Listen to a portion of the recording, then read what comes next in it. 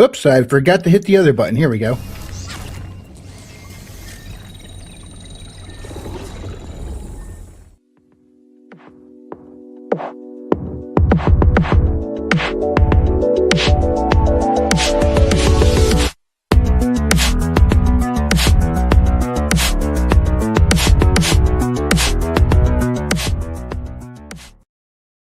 Greetings, salutations, and other big words. My name's Ethan. My handle is Wrangler.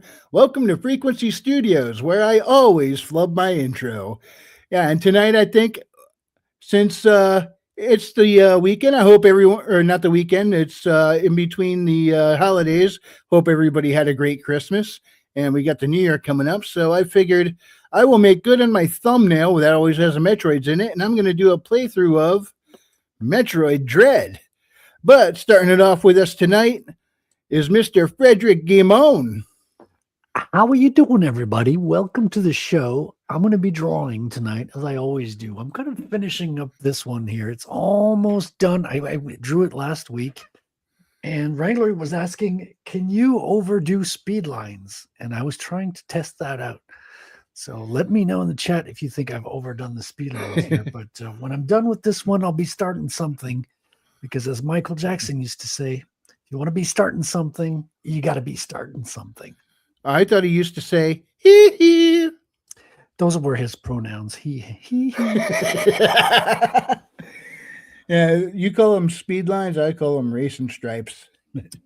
But that does look pretty good. Let's That's a good name. That's a good name. Let's Racing pop Stripes. that up like right that. there. I like that. Racing Stripes. That looks pretty sweet, man. Thank you, sir. I appreciate that. All right. Anyway, while we chat, I'm going to do a playthrough of Metroid. Now, I am rusty. It's been a while since I played it, so let's see if I can remember which way I'm going. Because I used to be able to do this under 2 hours and 20 minutes. I'm hoping to be able to keep that pace tonight. Over in the comments, who we got? NewbieTube411 says, hi. Good to see you, NewbieTube. Welcome.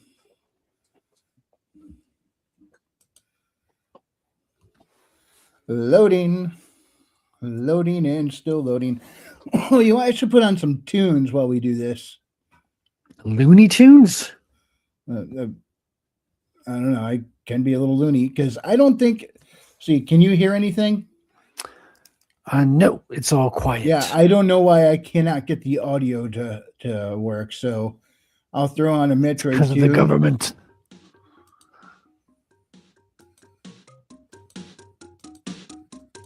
That's not too loud, is it? Or maybe a little. Oh, yeah, a little bit.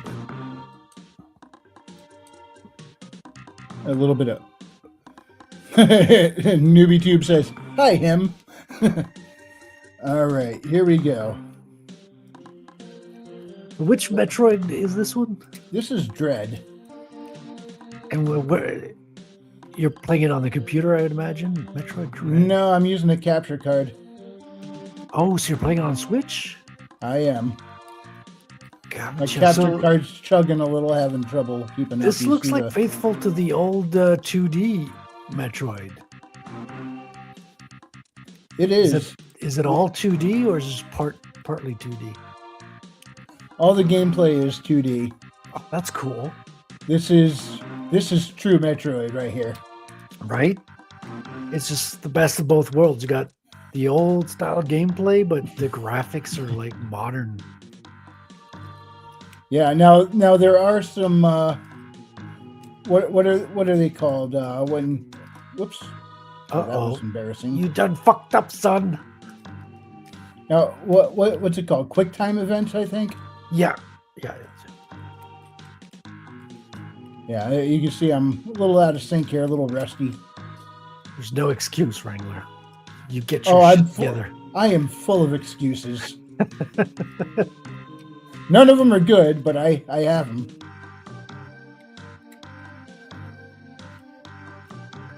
Yeah, I've been playing Tomb Raider, and there's a lot of quick time events in that one.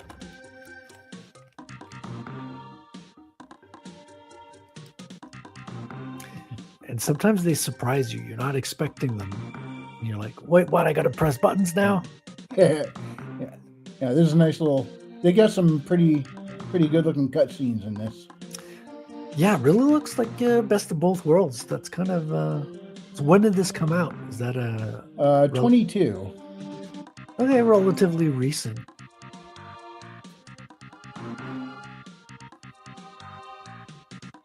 Transformers. Yeah, he looks cold and robotic for a robot. Yeah. Oops. What's nice about the 3D is the camera can pan around the scene and stuff. Well, that's the thing. That's pretty cool. Is all this the what do you call them? The animation cutscenes. That's kind of cool. Taking me a minute to remember what buttons to hit.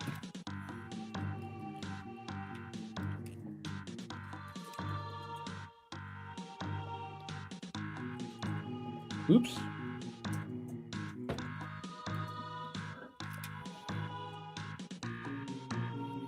There. Got rid of one problem. Oh, there's always another. Oh, there's like 6 others of these things I gotta get rid of.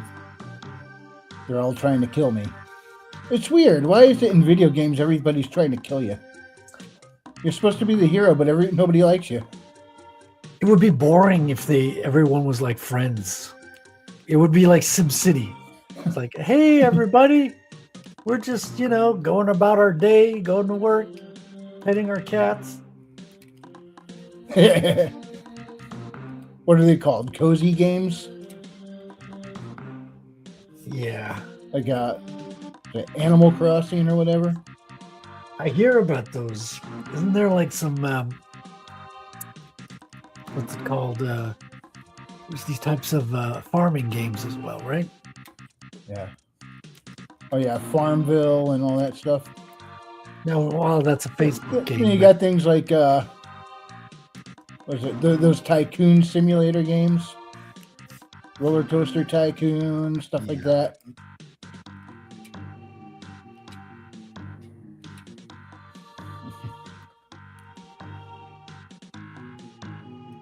You can't get me.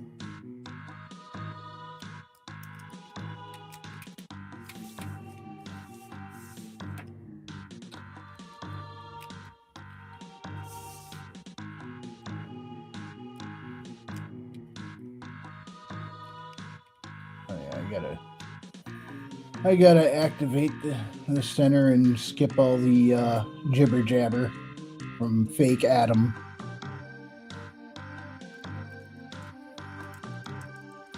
This is supposed to be my computer back on my ship. Thing is, it's not really my computer. The big bad has hacked the place, and I'm really talking to him, and he's talking to me, pretending to be my ship's AI companion. And just jerking me around pretty much.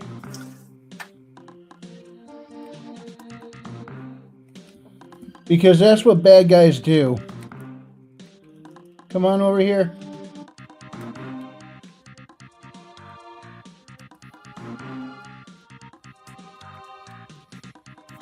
These enemies are a pain in the butt, but I still don't think they're anywhere near as scary as the SAX and Metroid Fusion.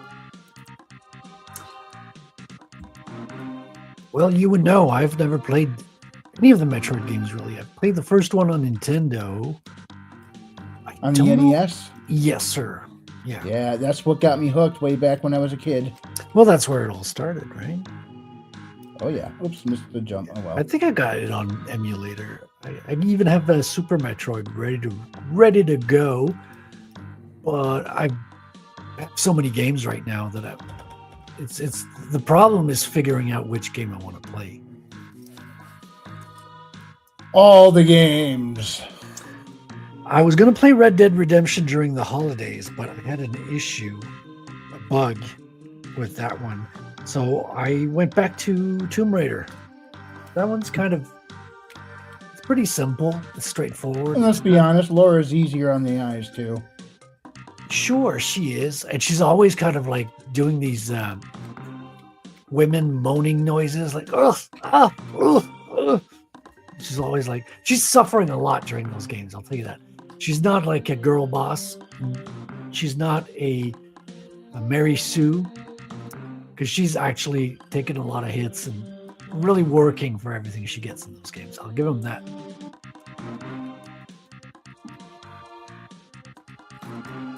But I've been enjoying it. It's pretty fun. I'm thinking of going back to Cyberpunk, maybe. I want to go back and finish some of the other games I started. Like Batman Arkham City, Spider-Man Remastered.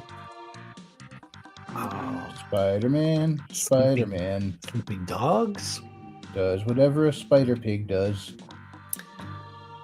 So there's a few I've already started and have not finished. And I'm not saying I want to finish everything I ever started, because that's a little overwhelming.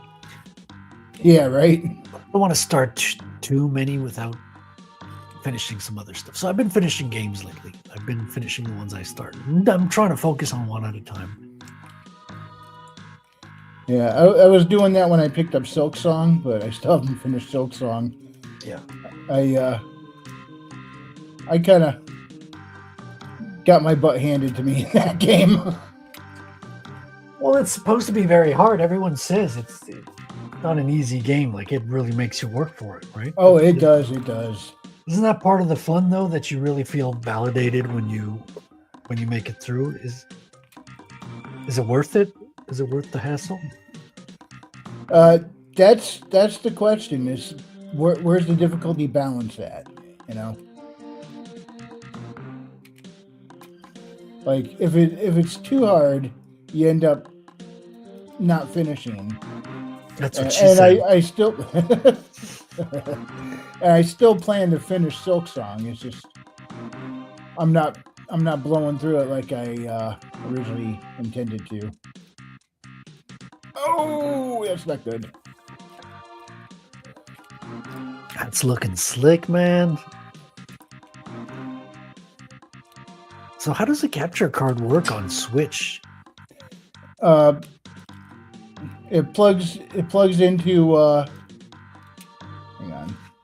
You have like a USB port or something you plug in? Or Yeah, it's it plugs into the card. The HDMI plugs into the card, and then there's another HDMI coming from the card to the computer, and then I access it through OBS. I haven't figured out how to do it without OBS yet. I mean, like I would love to get an OBS set up this year. I need a new computer is what I need. But I might be buying the Steam what Steam machine it's called. Yeah, maybe the that'll new be console? good first. Well, it's a computer. It's a straight on computer, but it's running the Steam OS, which is a Linux. So pretty sure you can stream pretty good on that thing. Oh, probably. But yeah, so I can access the capture window through OBS, but I don't know how to just bring it up on my computer without OBS. I wanted to do share window, but I couldn't, so you see I'm putting it through my my panel on here. And I can't figure out how to get the sound to come through, unfortunately.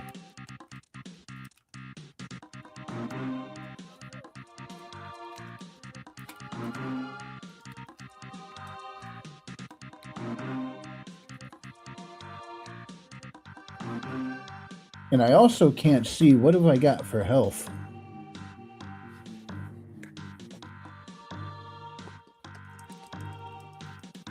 There's not a whole lot of heads-up display, right? It's pretty... well, the picture of my ugly mug is right over the... Okay. Let me see. Because a lot of modern games don't keep track of that stuff anymore. Like in Tomb Raider, you don't see your health at all. Like when you get hit, there's a little bit of like blood on the screen, as if the screen was getting blood splattered on the camera. But you don't have a health bar. Dude. You don't track that at all. It's pretty seamless. It's more immersive. It doesn't feel like you're keeping track of numbers and stats and all that. It's more into the story. Oh, I like that sliding. Oh, hang on. Oh, you got these glitches when you What's switch up, screen. Herman? Hey, Hedge. How you doing?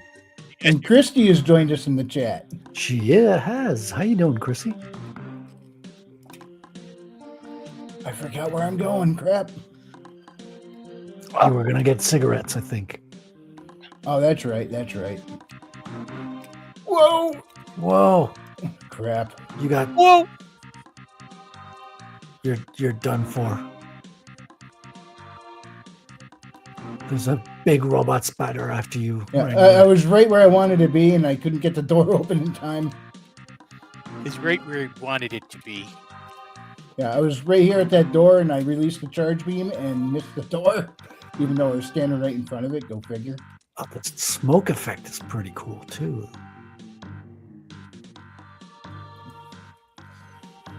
Yep, I'm digging those animations. Oh yeah, Mercury Steam did a phenomenal job on this. It's a good mix between 3D and 2D. Like, you can see the whole 3D structure of the bad guy, but you can tell his 3D presence on screen where you need to hit him. It's well done.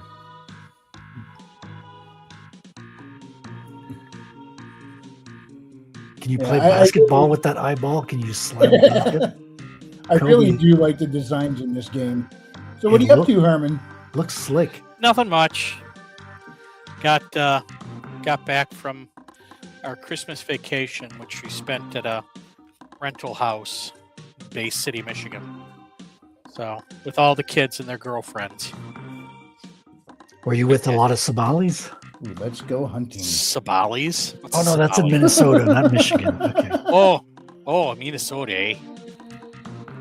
Oh, yeah. Kind of funny looking. Oops, I just screwed up big time. But you don't have Somalis in Canada? Well, we have Africans. We have a lot of Africans in my city. Out of my way, you damn toaster. So they're coming straight from the other continent. Any Nigerian princes? I haven't talked to them. I'm pretty much in my bubble. Try not to talk to other people.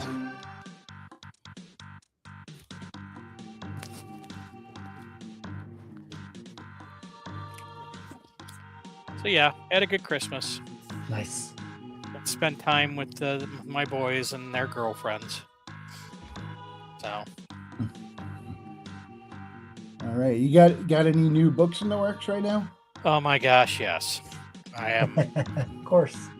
chapter 59. I have about, including this chapter, about 3, maybe 4 more chapters, and I'm finally done.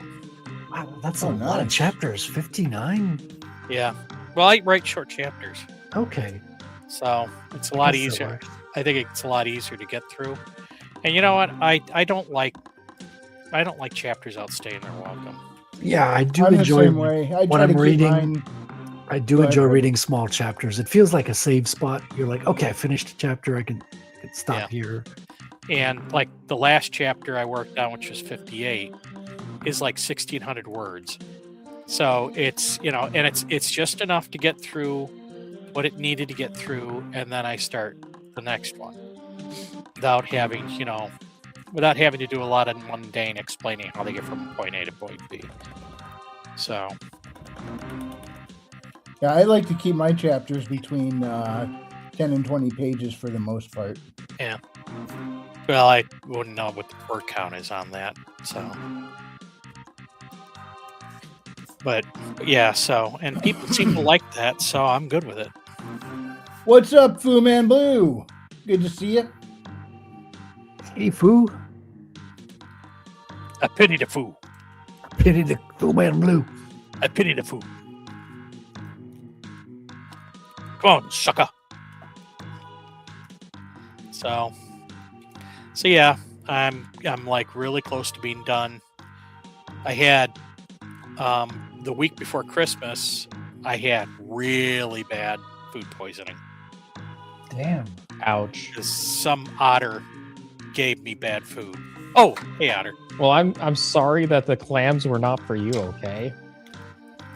You don't have to enjoy them. Stop being so selfish. Stop being utterly selfish, you mean. Shellfish. Boy, I screwed Shellfish. that one up. Shellfish. Don't be so shellfish. I completely screwed that up. Why you gotta be so shellfish? Have you guys ever heard that song by Vic Damone? I think it's called Vic Damone. Hang on. Which Let song? me look it up. Swimming in a Wet Dream. Oof.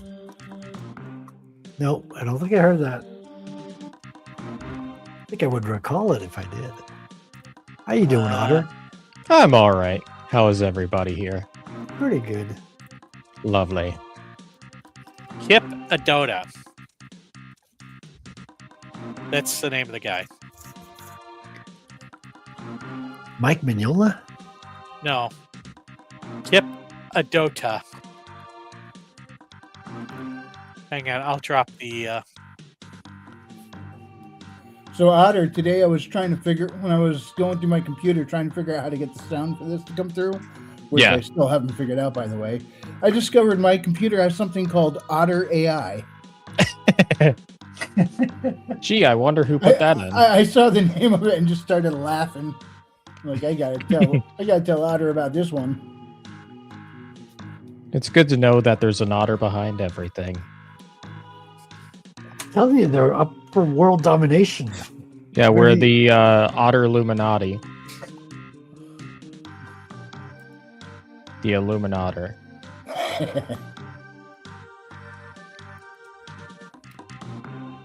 I'm gonna have to put Dude, otters in my you got to comic. write a comedy book about that called The Illuminator. At some point down the road, it will be the title of my 69th novel. It'll be something completely otter themed. We're gonna hold you to that, Otter. So is the latest book out, Otter? Book 2? Yeah. Yeah. Shadow of Twin Moons is out now. It's been out for the last month or two. Is it Oh, out so in solid. Canadian Amazon? Yeah, it's on Canada. Claim Let me Canada. have a look. See, Lord, Just goes to show you how much I pay attention. Yeah, I am also Sonnet and I are also in the early works of getting the audiobook done. He's just starting it. it's $45 hardcover here in Canada. In Otters You Follow.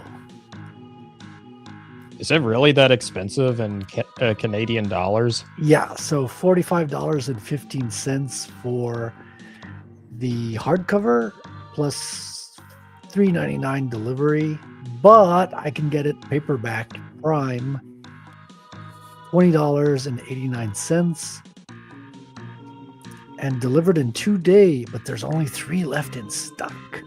That's a huge markup from compared to US dollars. US dollars, it's like 16 for the paperback and like 25 for the hardcover. Well, 16 US is probably 20 Canadian. Yeah, Kipadoda. but still, that's a huge markup difference. Good lord. No, but I'm telling you the price in Canadian, and you're measuring it in US. Yeah, and I'm calling bullshit on the Canadian dollar system. That's unfair. You get in line. Yeah. During the elevator ride, you got to. All right. Do you want that on screen, Herman? That video? No, I just thought I'd throw that out. I don't want you to get struck. So that's the song. It's called "Wet Dream" by Kip whatever. Adoda. Hideo Kojima.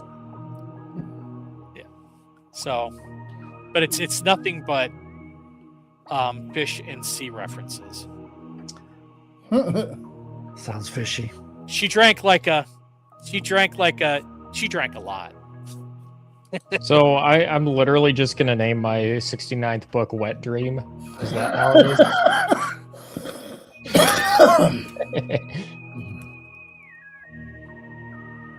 I will regret nothing. It has to be like Otter's Wet Dream or something like that. Also, I forgot to say hail Christy and hail Fu Man Blue. They said hi to me. I say hi back.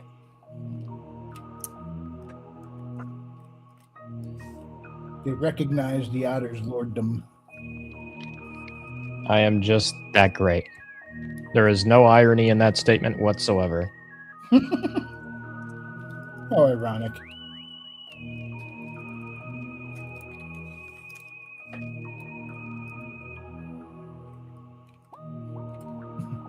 That's a cool song. Oh, the track that's playing? Is this Chill Kid? No, No, this is. Did I go the right way? it's Yeah, I did. Metroid Prime 2. No, I didn't. Yeah, it's the Torvus Bog. Yeah, I love the music from Torvus Metroid Bog. Prime 2. Now the problem is, this is where I keep getting copyright claimed by that rapper guy who used it as the background in his rap album. If that was me, I would just counterclaim. I'd be like, hey, this ain't yours either, bud.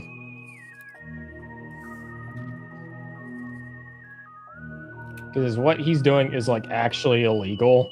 Like, if Nintendo wanted to, their lawyers could like sue him to hell and back.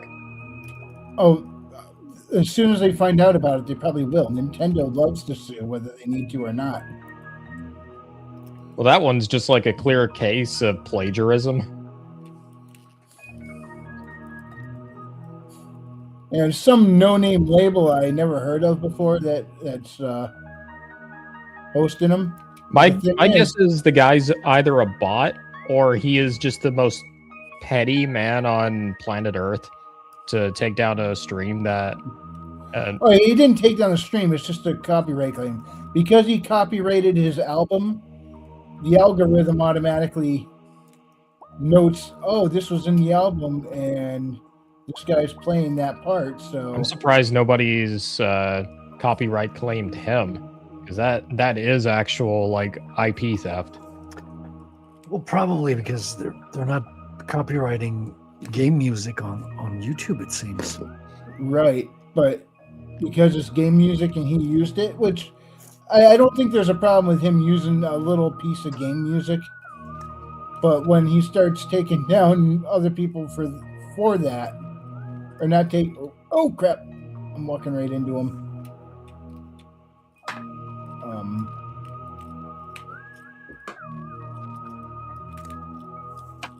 Oh, this isn't good. It's not good, Mav. Not good. Oh, that's really bad. I just walked right into him, not paying attention because I was yapping. It's really not good.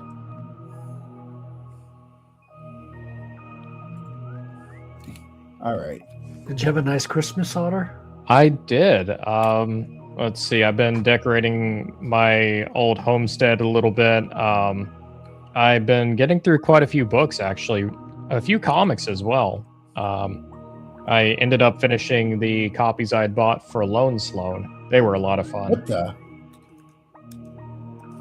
Philippe Seriously? Drieur's artwork is like godlike, but his Yes. comics barely make sense. Yeah, I mean, he's adopted some novels. Like, I think the one I have is a novel adaptation, Salambo. Gustave Flaubert, so is listed as the writer, but I bet he had nothing to do with the comic. I think he's just the writer of the original work. And Philippe Druillet just adapted it in his God, crazy you say those psychedelic way. You say those names so perfectly. Oh, Yes, Oh, because oh, oh. I am French. I have French accent. Philippe Druillet, Jean Geno. It's very Mobius. expensive. It costs a lot of wine and a lot of escargot to get this accent. Denis Villeneuve. If I don't eat 3 escargots a week, I lose the accent. Oh, ho, ho, puree, baguette.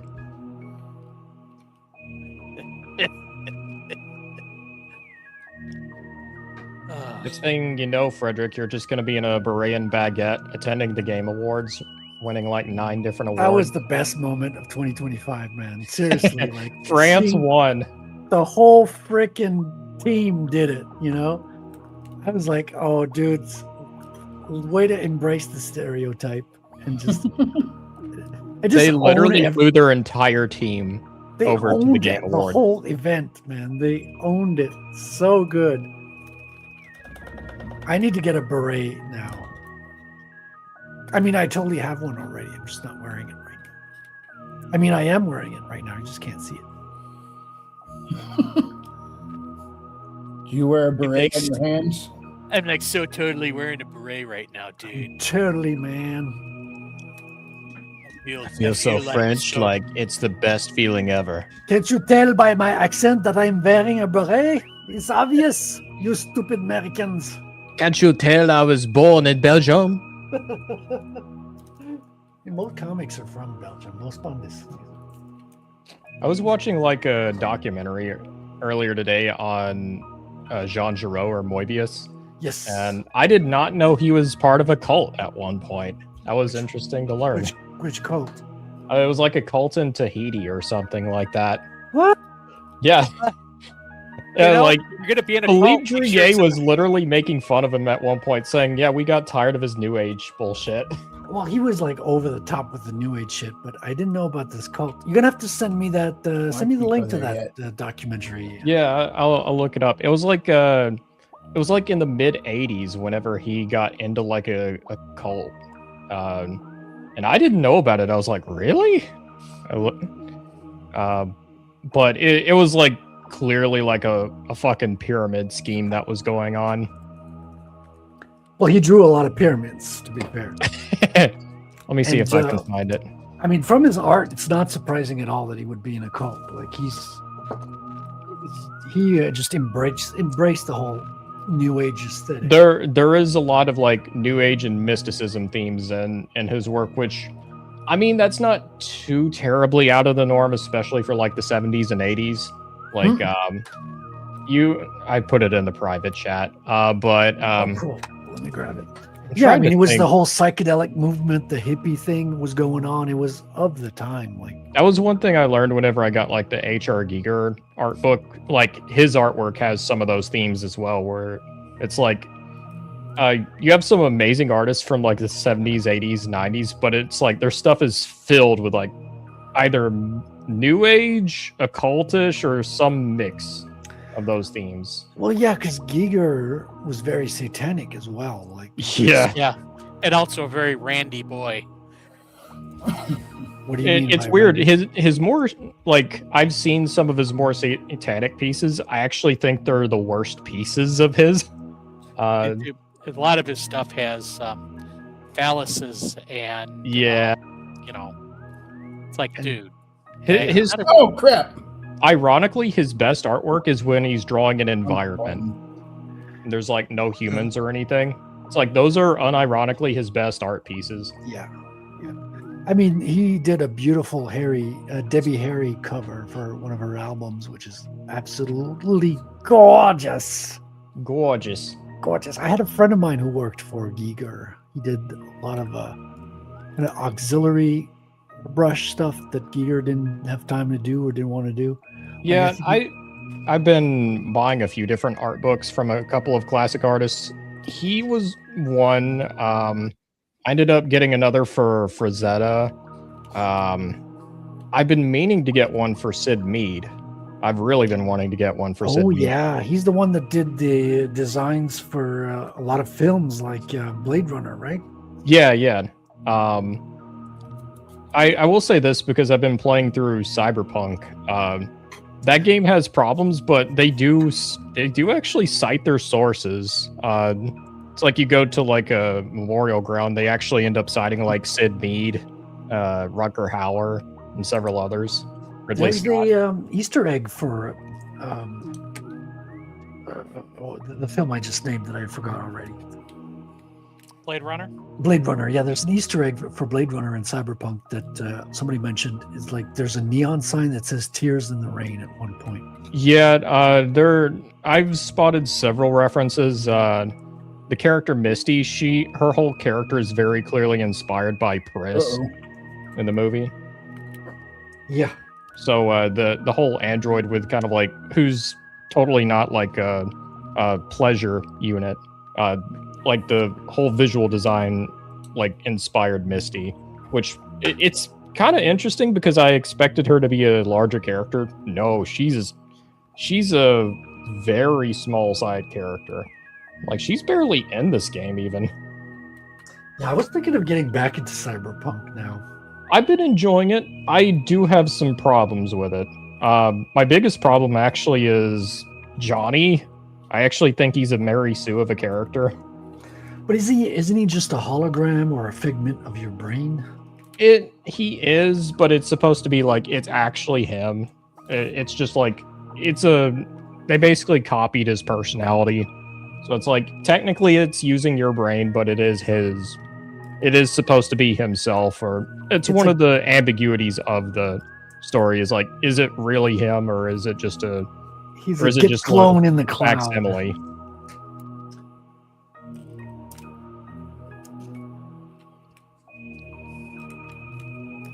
Yeah, that sounds cool. I was playing some Red Dead, but I had technical issues that I need to fix. The game. Red Dead 2 is legitimately amazing. It's a legitimate game. I can't get it to work. It freezes at one point. So. Oh, does it? Yeah, I have to do a reinstall and probably switch like Proton. Yeah. Because you have to use the Proton to get the stuff to work on Linux. And there's a point in the cabin where you're supposed to go to fireplace. And I didn't even see Corey Barton in the chat. He says, "Come on, Johnny was awesome." Oh, we catch up in the chat here. I'm gonna be the voice of St. Corey and say he's a Mary Sue. Christy, what link are you asking for? The one that Herman shared for the or the one Otter shared for Jean Giraud. That might be that Corey. How you doing, man? Are you having a good Christmas down there in Australia, or are you already in New Year's? These guys are like so advanced.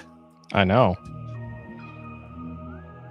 Yeah, I will say this. There is one thing that actually strikes me as a bit odd. I'm enjoying Cyberpunk as a game. There is one big thing against the writing I do have. You never really feel like society is super oppressive in the game. Like I've read other Cyberpunk, I've watched. Is it real life oppressive enough? Yeah, I'm like everything that's oppressive in this. I'm like, this is just current day world. I'm like, oh, like this is nothing new. When you're trying to find the dystopia, but nothing is as bad as real life. Yeah, I'm like the only thing I can really see in this that's actually dystopian is like the brain dances and joy toys. Like those are actually dystopian. I'm like, okay, those are messed up. Then everything else, I'm like, wait, that's just current day. Like that's nothing new. Want more dystopia? More. Like it's weird because I actually think. I think the cyberpunk dystopia, the visual, like the aesthetic of it is almost spot on. The actual person versus society conflict, it's like you're told about it a lot, but you don't actually see it very much. Right. Like the most, I guess the most oppressive it gets is you're shown tons of ads like everywhere you go. But like I said, I'm like, it's just current day. Nothing really new. I need to install an ad blocker inside Cyberpunk. But yeah, like compare it to something like Deus Ex or Do Androids Dream, where it's like, I don't know, you're feeling like how like just heavy everything is a lot more. Like Deus Ex, it's like there's like it's either like military groups or like the Illuminati or some variation that's controlling everything behind the scenes. So everything's like fixed. So it's like you feel it there. Cyberpunk, it's just corporations bad. That's kind of it. They kind of have their own private militaries. That's sort of it. Yeah, it feels like the team working on it was maybe a little bit leftly leaning. Just a nudge. It's tolerable until they start like banging on about capitalism. Then I'm like, oh boy.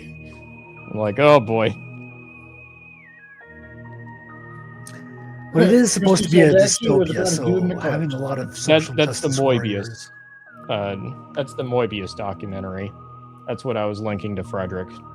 Yeah, I will watch that after. I don't- Sounds pretty cool. Let me see if I can share the link here. YouTube might not let me. We'll see. Oh, it let me share it.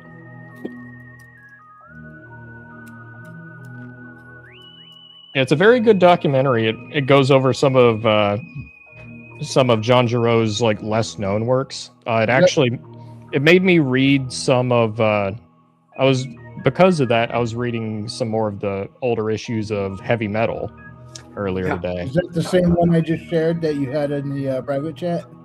Yeah, it was. All right. So His more blueberry opportunity to click that westerns are link. pretty freaking cool. I don't know if you had a chance to see Oh, his blueberry work. I need to check them out. I just got finished with Texarkana, which was a lot of fun. I want to check out Blueberry. Blueberry just looks super good. He's so good, man. He's a master. Like, I don't think anyone beats Jean Giraud. Like, he's got to be if you talk about all-time comic book greats, he's got to be number one. It was funny because it's like a big part of that documentary actually goes over Blueberry. And it's like, here's the artwork for Blueberry. Meanwhile, check out what America and Japan were doing at the time. This is what his competition was. And I'm like, holy shit. There is no comparison. He went above and beyond, yeah. He was something different. Did you know that when he did work with Stan Lee on the Silver Surfer? Oh, really? Yeah. And It was for Silver Surfer and Galactus. yes. It looks really good. Well, there's a clause in his contract that it cannot be reprinted in any other format than comic book format. Like, he insisted that it be comic book size, American comic book size. There's also interviews with Stan Lee where Stan Lee's talking about how he came across Blueberry for the first time. Really? He's like, oh yeah, blew me out of the water. So it's like, pretty much all of your favorite artists, they all know and respect Moebius to some extent. Well, you can't, like, it's not a question of opinion. The guy's talent is, it's like undeniable. Yeah. There's why am I blanking on the mangaka's name? The mangaka behind Akira. He was like heavily Katsuhiro Otomo. Yeah. Ultima was really inspired by Moebius. It influenced his whole style. Really? Yeah. I didn't notice too much. What was why am I blanking on the one series that Moebius did where it's famous for like the wingless bird? Oh, Arzak. Azak? Or the featherless bird he's riding. Yeah. So Arzak, which is strange because every time he published a strip of Arzak, he spelled it differently. So every instance of it has a different spelling. Yeah, but on purpose. Azak was one of like the comics that ended up changing like Ultima's whole art style. Well, those like, featherless birds are in a lot of his comics, to be honest. Like, I'm thinking of Arzak because he was like riding those birds, but I don't like. There's one of those birds in the Incal as well. Yeah. So what ended up changing was that, like, seriously, check out that documentary I shared. Like, I will, dude. over it too. I got it open it on another tab, and I'll watch it right after this. Yeah, it shows like Ultima's work before checking out Moebius and then afterwards, and it's like you can immediately see it starts it's still a bit rough around the edges, but it's very Moebius inspired. And it's by the time Akira rolls around, it's kind of like that style, but it's a lot more developed. You can actually see it changing and improving. Nice. Fu says, "Yeah, I was just watching the behind the scenes that follows Endgame. He was a good sport." Is that about Stan Lee? I believe so. Okay. I don't think Moebius was involved at all with Endgame. Moebius was dead by that point. Just because he's dead doesn't mean he's not involved. I see. think he has attained like powers beyond life and death. Did the New Age cult resurrect him? He still affects us to this day, Otter, clearly. Oh, I see. Yes. Yeah. What Frederick said. By the way, I just set The Revenant in the Tomb down to 99 cents for the ebook. Oh, nice. Wow. Fu confirms, yeah, it's Stan. Yeah, they kind of abused him at the end of his life, I think, Stanley. Yeah. Yeah, and there was a guy who wanted to crowdfund a documentary where he was filming all the abuse, but people were like, dude, you were like taking part of it just by hanging around and filming him and not saying anything. And yeah, people really didn't like the documentary he was proposing. He has a lot of footage of like Stan being abused in his old age. It's like he was just standing around filming it. It's like, dude, come on. Yeah, it's kind of messed up. It's really messed up. Yeah. I think both Stan Lee and Steve Ditko, they ended up getting a lot of shit they did not deserve. Well, Steve Ditko got out the game pretty early, though. Yeah. Yeah, he had differences with Stan that could not be resolved. They weren't even talking. Like, they were both working on Spider-Man together, but they were not talking. Steve Ditko is still one of my favorite comic artists, period. Oh, yeah, he's incredible.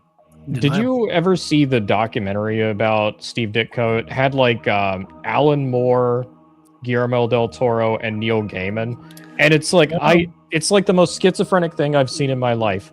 You see these three men simultaneously praising him and shitting on him in the same breath. Sounds a lot like George R.R. Martin. That sounds like comic book fans. Yeah. And I'm like, Alan Moore, shut the fuck up. Like, Alan Moore, like, we know about you. Just shut the fuck up. He's the most pompous son of a bitch. And Neil Gaiman, shut the fuck up. We know about you, too. Oh, we know the whole master thing, Neil, so sit back down. Yeah. And Guillermo del Toro, didn't you direct a movie where you had a lady fucking a fish? Shut the fuck up. Was that kind of a stealth prequel to Hellboy? Like, it was Abraham Sapiens? No, it was different. Though, if you look at it from afar, you wouldn't know the difference. Because I thought that for the longest time. I still like Guillermo del Toro's Hellboy the best. I do too. Good. Same here. Like, I have problems with del Toro, but it's like some of his movies still hold the test of time. Some of them. Pan's Labyrinth was pretty fucked up. I remember watching that. Pan's Labyrinth might be my favorite movie of his. It does have a few things I've noticed from a few of his movies, which is like, there's a lot of commie humping in that movie. Granted, it was the Spanish Civil War. It was humping? It was communists versus fascists in that movie. But it's like, doesn't sound bad. I'd be down for some commie humping. well, it's something that's in a few of his movies, actually. In Pan's Labyrinth, he's able to kind of get away with it because it's like, nobody's really good, though he still kind of paints the socialist side as good, just relatively speaking. You know, they all do. I've seen movies, about the resistance in Spain, this, that, and the other, and the reason why The reason why the communists lost is that they were hated more than the frickin' fascists. Yeah, at that point, it's which has the shorter bread line.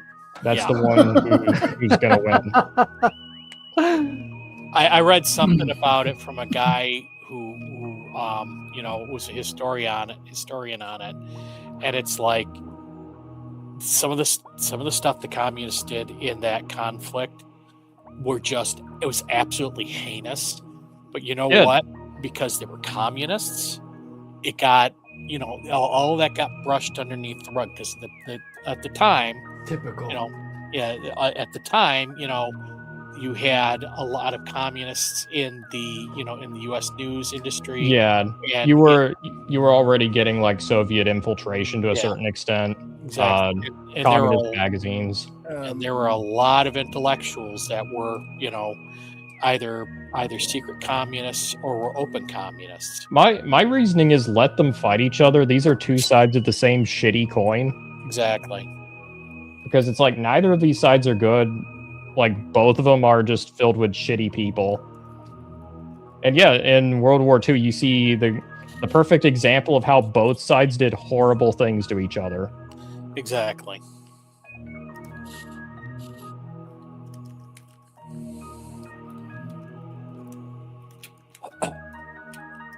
I feel like I just concluded my TED Talk. Hallelujah, holy shit. Where's the Tylenol?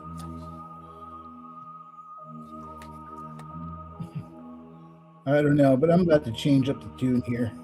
Shitter's full. Merry Christmas! Shitter's full! Checked her shitter, honey. Yeah, I'm gonna need to get some more Blueberry comics this year. I Is that got a one. euphemism? Yes, it's all code. I always speak in code, Hedge. 2 girls, 1 blueberry. Oh. Hey, buddy, do you have a mango comic available? Wink, wink, wink. Gatorade slushy. I will say this though, I still think Heavy Metal magazine, it's like if you're wanting like one of the best well springs of inspiration, it's still like one of the top you can go to. Yeah, I used to have a bunch of those. I wonder if I can find some used somewhere in town. Yeah. I mean, like, my opinion on it has always been, like, it's never going to be the best storytelling, but for, like, ideas and cool new concepts, it's, like, second to none. Yeah, that's the thing it was offering really well. It was bringing strange new worlds. It was sci-fi, right? So it was, like, giving you just like a window into a really strange, weird world. It was very Philip K. Dick. It's a very renegade comic, I would say, where it's like both American comics and even Japanese comics had a lot of tropes and rules they had to follow. Metal Hurlant was basically just like, we're just gonna like defy those rules, see what you can really do with comics.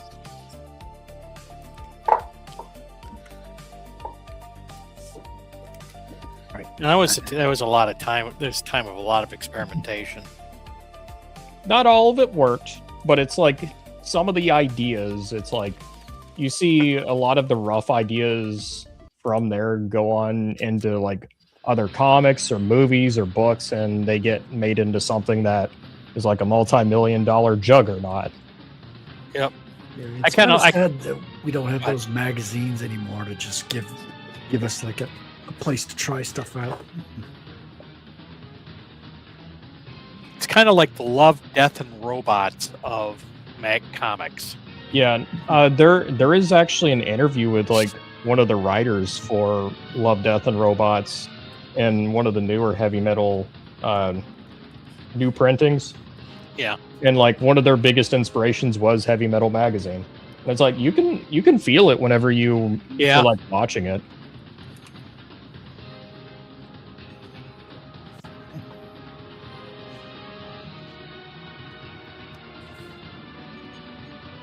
I I think Kraid is really pissed. He's about to have a really bad day. I might be rusty and making a lot of dumb mistakes, but I'm pretty sure I could take him down first try still.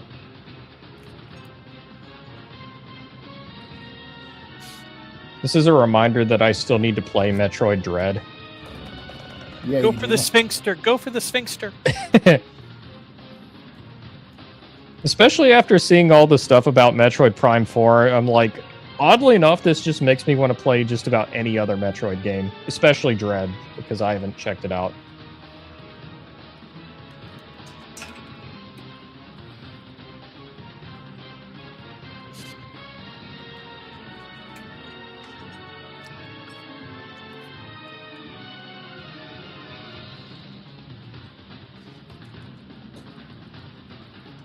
Pew pew pew pew pew pew pew pew pew pew.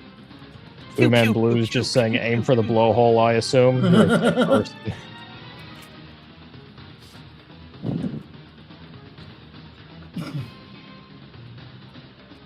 You kids in your Metroid video games. When I was your age, we couldn't crouch or shoot up or down. We could only move left and right.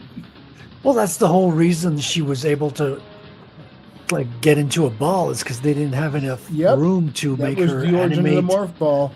Back in animate my her day, we falling. played the NES Metroid, and we liked it. We didn't have none of those Super Metroids. There's nothing super about our Metroid. I actually did a run through on that old NES Metroid Deathless run.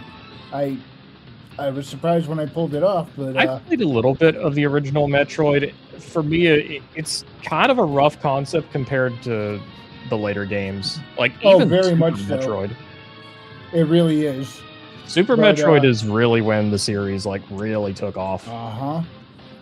But I mean, even when you played the old rough Metroid when it first came out, you could just see the possibilities in that. You know? Yeah. And what was it? Was it Zero Mission? That's basically a remake of the first Yeah, game. Zero Mission is Metroid 1. Yeah. Really? They remade it? It's a Oh, yeah, remake it of the needed- first game, but it's like they have a little bit at the end where you roam around as Zero Suit Samus. Yeah. I remember when all this stuff came out first time. Oh yeah, I played it when it first came out in the States.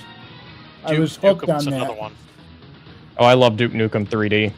Or are you talking about the original Duke The Nukem? original Duke Nukem. Oh, okay. Side-scrolling Duke Nukem. Yes, Herman and I are old. Very, very old. We're like Atari 2600 old. Yes. We are TRS 80 old. We are Odyssey old. I've never played the side-scrolling Duke Nukem games, but I do really enjoy Duke Nukem 3D. That's played what I thought most- y'all were talking about at first when you kept mentioning Duke Nukem. And then No, you're mentioning all Duke this stuff, Nukem I'm was I like a don't remember this side-scroller crap. at first. Remember, you used to be able to jump and twirl and shoot. And it looked so hokey, but it was fun. Yeah. It kind of reminds me of what was id famous for before Doom? Commander Keen. Yeah, It's a lot like that. yeah.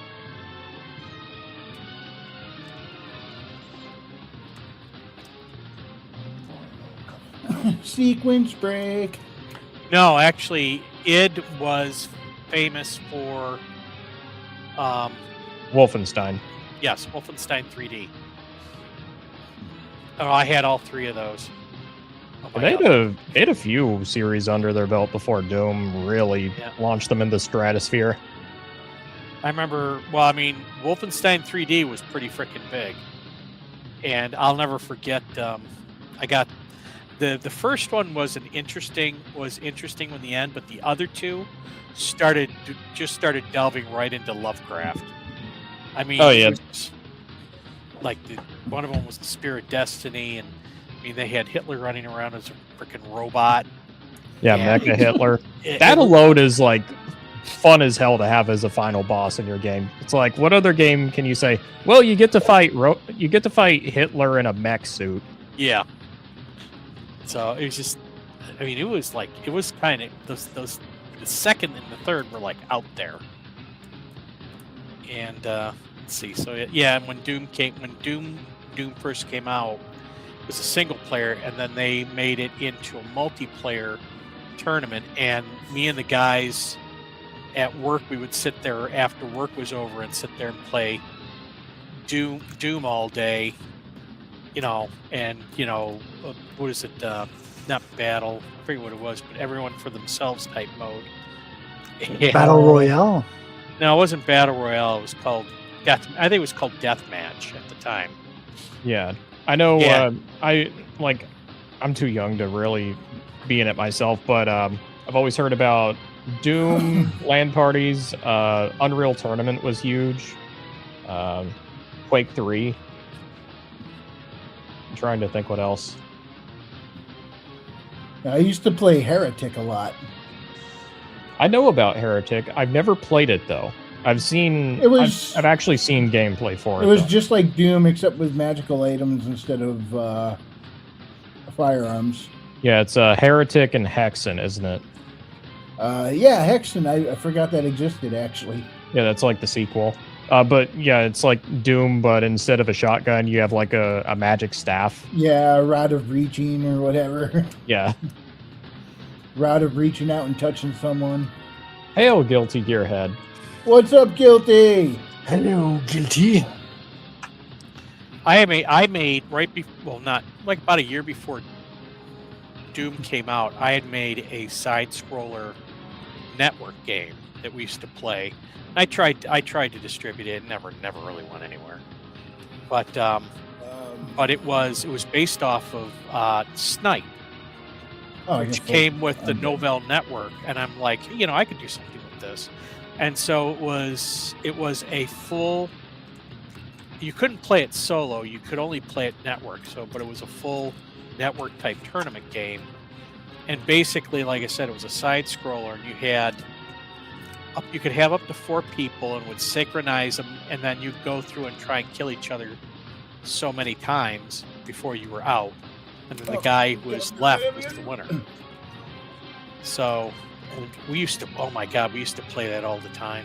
It was fun. I'd make up different maps and stuff for it. But it used, when Doom came out with the death match, I'm sitting going, son of a bitch, you guys, it was almost like they copied how I had done my game, because they were using, I forget what it was. It was they were using like a broadcast packet to like talk to all the players. Oh yeah. So, and I do kind of wonder if because I know a few people had picked up the game. Sometimes I wonder if like they had gotten the idea from my game or not. I don't know. Maybe. It could also be one of those moments where it's like the tech was it was made by several like minds at a similar time. Yeah. That's when I first got into networking and communications. Yeah. And at that time, it was Novell Networks were using a thing called IPX SPX, and I think it was IPX was like the raw data pack, and SPX was the streaming type, which is like TCP/IP. And so what I did is I used that IPX to like broadcast stuff back and forth, and every single computer was responsible with updating their screen with the information that had been provided by the other players.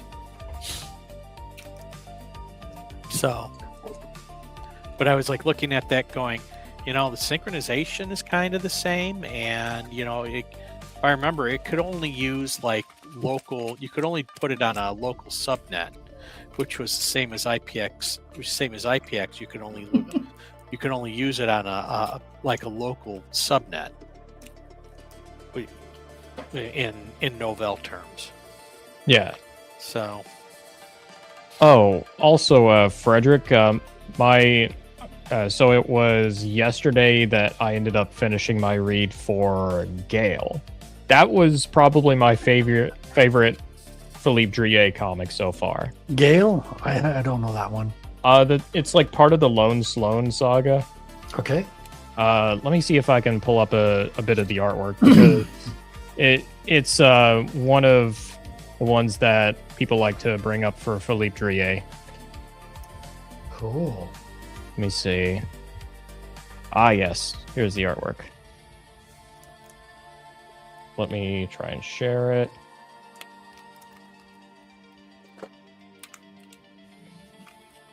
There we are. Frequency, if you can share that, I'll show the nice artwork to everybody. Boom. Yeah, this is it. Sloan Gale. Okay.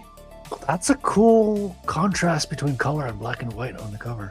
Yeah, the I swear Drouillet's comics, it's like I can barely wrap my head around the plot. His plots are usually Doesn't matter. They don't really matter. Also, it's like you can tell he was on drugs half the time.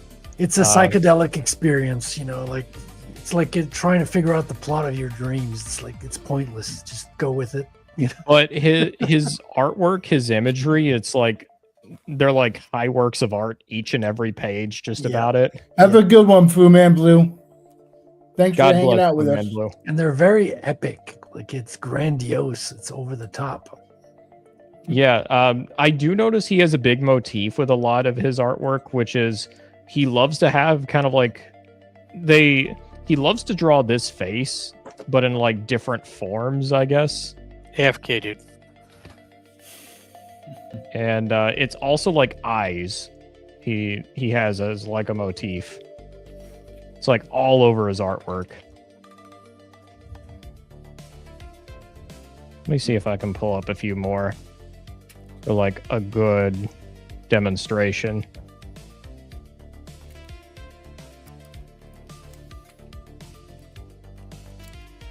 Yeah, he's somewhere between surrealism, science fiction, and just a dreamlike quality. Yeah, and I love dreamlike qualities like that in fiction. Like I said, he loves to convey eyes in his different drawings. Like this sort of like pupilless eyes, that's one thing. Like it's very surrealist. And I'll stop. Surrealism was big back then as well. I do like surreal artwork. I think it can be very fun. Oh yeah, I had a huge surreal period.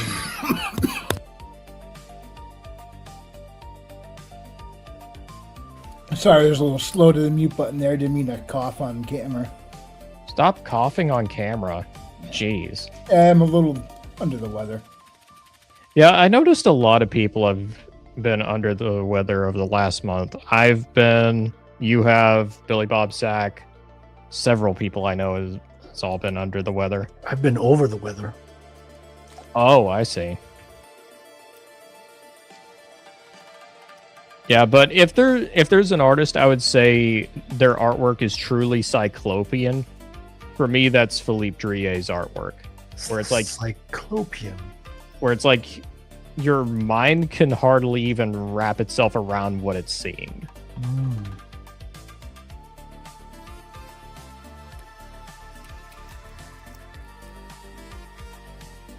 I've never quite heard it described in that manner before, but that's kind of cool. Yeah, it is kind of cool. What, cyclopean? Yeah. Try. I recommend reading some H.P. Lovecraft, and he loves that word. He really does. I never read Lovecraft because I'm not into hentai. Try Clark Ashton Smith then. It's cosmic hentai.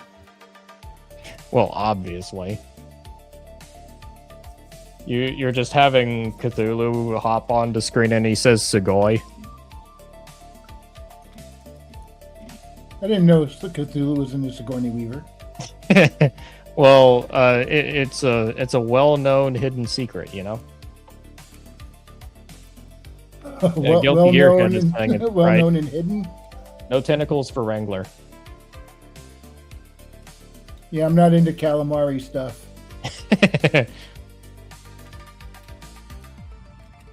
Dang it.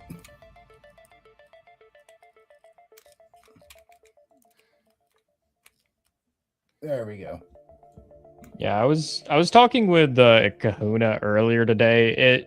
It's funny how I was comparing like my whole observation with like Philippe Drouillet and basically saying it's like the opposite of my experience with One Piece, where it's like One Piece. It's like if you look at a single panel, a lot of people will say this where like the art style's ugly, it doesn't look very good.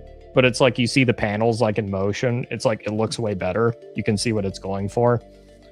Philippe Drouillet is like the opposite, where it's like an individual panel looks incredible, but then it's like you're going between panels. You're like, it's hard to make sense of it. Yeah, there's not as much storytelling. Well, it'll basically be like there's this extremely well rendered like page or panel where the artwork just looks amazing. Then you have like several text bubbles like narrating what's happening for each scene. You're like, I just want the artwork to explain what's going on. No storytelling for you. Am I in Otter's neck of the woods here? Have you Obviously. ever looked into Enki Bilal? I don't think so. Might have to send me a link or something. Sure, he's up there with Moebius. He was a filmmaker also, but his bande dessinée is what really stands out. And he does a lot of black and white with slight color elements, like slight blue, red, inserted in very dark black and white. It's a lot of dystopian sci-fi. Feels like Star Wars in the sense that it's, future technology that's all worn out and on this, almost broken down. Yeah. And he has one of his, I think, a series he's most famous for is the Nikopong trilogy, which is you have like Egyptian creatures, like Egyptian gods come down to Earth, and they have like these animal heads, right? Yeah. And they're landing in the future, and they have a flying pyramid in the sky to come down and visit the humans. Yeah, and this is something I'll likely want to have for one of my future projects. I'm sort of working on it now. I'm just kind of seeing how it develops, but I am like, I don't even know how long it'll take, honestly, but I am working on a project that is kind of inspired by like the whole look of like Philippe Drouillet, like this sort of like art style here. Like the kind of like the weird like dichotomy between man and machine, how it makes these very fantastic looking pictures. I was a little inspired by like H.R. Giger and Scorn as well. But Yeah, wasn't Geiger a big part of that as well? Like the techno-organic type of Yes. yeah, I personally like Drouillet's work better though. I think it has more style to it. Less phalluses. That too. I get where Giger is going with that side, but it's like it's artwork I'm not the biggest fan of, honestly. I think I've seen a few other artists do it a bit better in that facet. But like I personally like the I guess it's the more alien side of it, where it's like it looks familiar but not quite at the same time. So it's like this is more what fascinates me, and I don't know. I want to see if there is a way to novelize some sort of like idea around it. We'll see. It's very much a rough concept. Can somebody share my screen? Or show my screen? Yep. Hang on. There you go. Yeah, they said it could take up to 72 hours. Well, that was fast. Have a great night, Christy. Thanks for hanging out with us tonight. God bless. Oh, good night, Chrissy. God bless, Christy. So yeah, that was fast.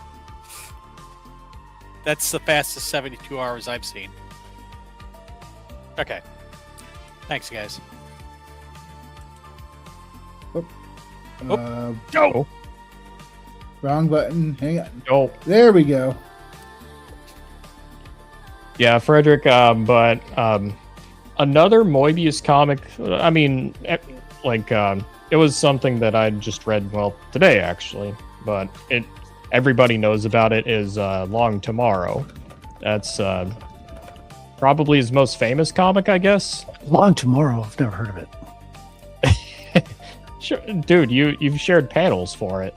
Oh, I must be familiar with the French version. I don't know the English title. Let me see if I can pull it up. Because he didn't say Mobius with a French accent. Long Tomorrow. Oh, that's No, I mean, why. I've read all of them in French.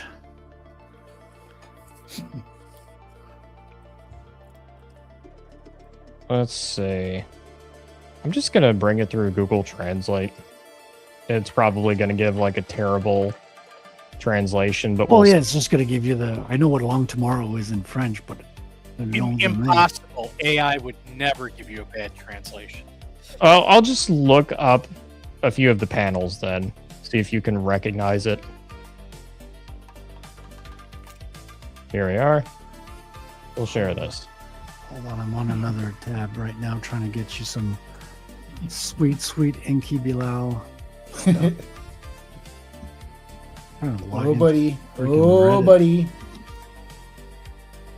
Okay, okay, I'm ready. Yes. I've got my toy. Tell me when you're sharing it. I'll be on another page. Go ahead and try sharing it, Wrangler. What are you sharing here? The Long Tomorrow. This is it. It inspired the whole visual design for Blade Runner. This and Sid Mead. Yeah, this looks like the Incal a lot. Yeah, like this. Oh, that was all no script. That was a bande dessinée he did with no prior script. No, there was a script. It was Dan O'Bannon who did the script for it. Oh, okay. I'm thinking of something else. Yeah, Could this it be was like the, Dan O'Bannon who wrote it, and Moebius just drew it. Is this the garage hermétique, the hermetic garage? What is it? I know what you're talking about. What's it called? Airtight Garage? Yeah. Something? It's a similar name to that. That was like a complete improv piece. Yeah, that's the one. He was like changing styles and like techniques with like every page or something like that. Is it possible to do that and have the whole thing flow without like becoming more distracting than, you know what I mean? Like, can it be done and make it a good addition to? Well, I'm contribute to it? gonna go out on a limb and say it's more than possible. It just depends on the skill of the creator. Can they pull it off? Do they? I mean, the skill to pull the it? Crow was pretty much that. If you look at the Crow comic book, he changes his style incredibly. Like, there's a huge change of style. Oh in the crap, Crow. we're getting dumped on out here. I just stepped outside and we got snow coming down. I had no idea this was coming. Okay, I got something to share too. right. Here Let you me go. see if I can get that up there. Here in a second, Frederick, I want to share some manga art with you and I want to ask There we you go. how French it looks.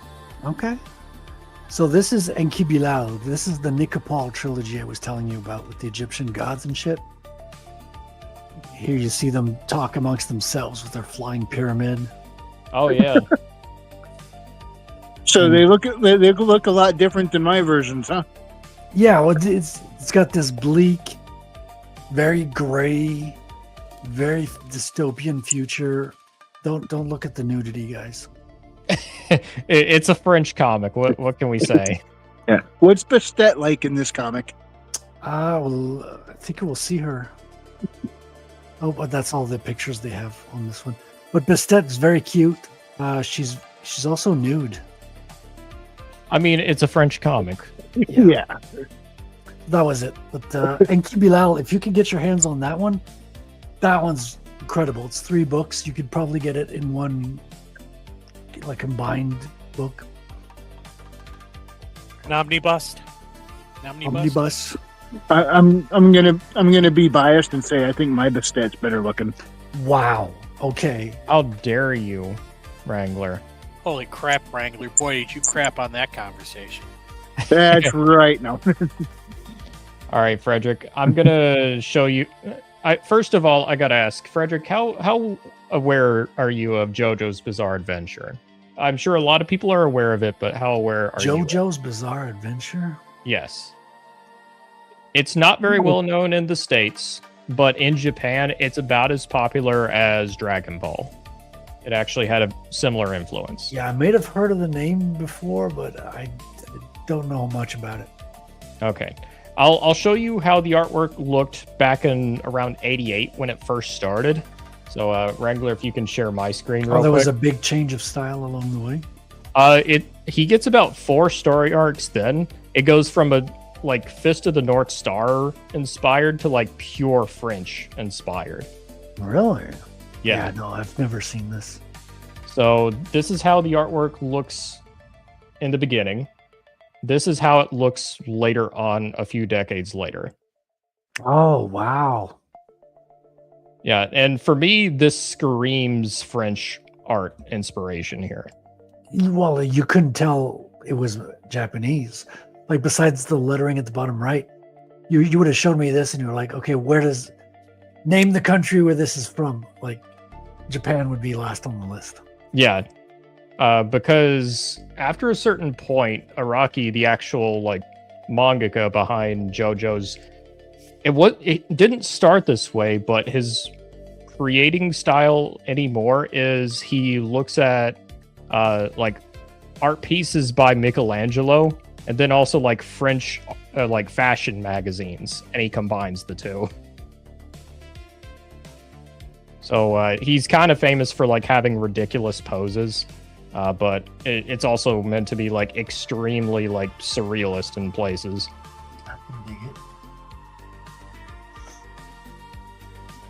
Yeah, see, that's what style is all about, man. Makes it interesting to read and look at. Yeah, some of the stories are a bit debatable, but I always thought the art design was very unique as far as anime and manga is concerned. Oh, Frederick, if you don't think my Bastat's better looking, then maybe I'll have to commission you to make it better looking. Now you're talking. I got to get on your commission. I got to do that. I was thinking about it all week. I got to do the thumbnails and send you those. Sweet. I'm going to try to do that before tomorrow. If I could get you the thumbnails tomorrow during the day, maybe you could get started on it during the show. Oh, that'd be awesome. That'd be fun. Because you can give me instant feedback as well. Yeah. But, yeah, I know you probably got a lot on your plate, but for the lineup, for commissions down the road after this one, I'll probably commission you for Bastet, and then then after that I'll commission you for the villain. What's the villain like? Let me see if I can call up a photo of the concept. Hang on, I'm switching back to the computer.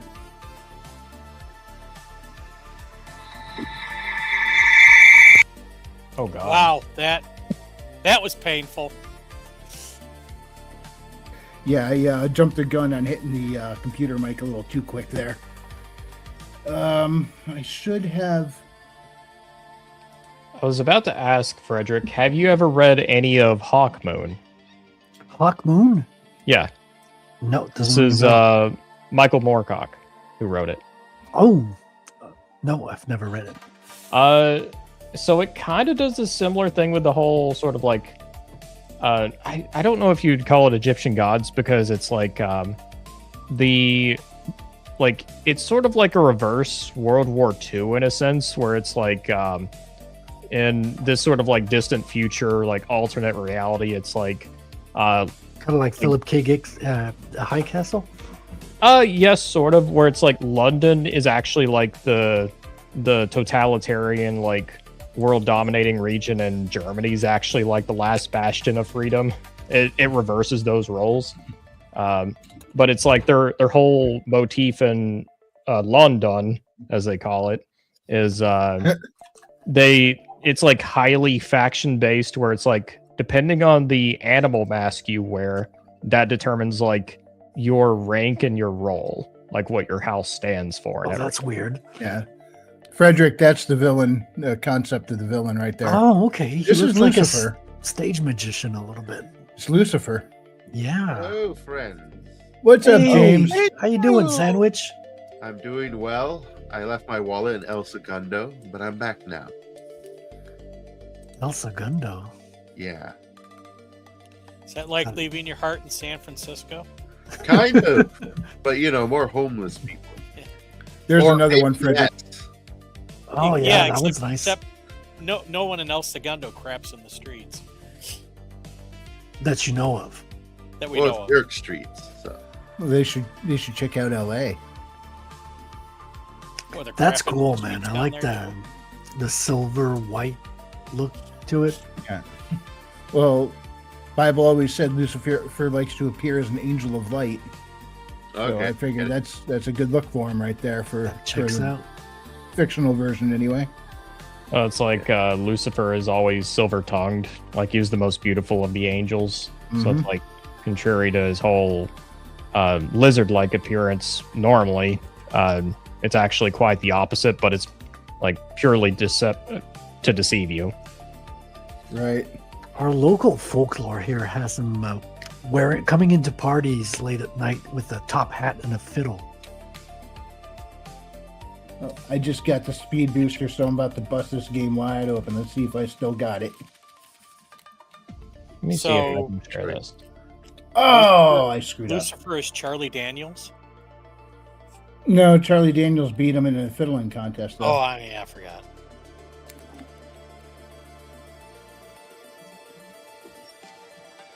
Yeah, here's an art piece if you want something that is simultaneously very well put together, but is also like about as 1970s as you can get as far as comics are concerned. All right.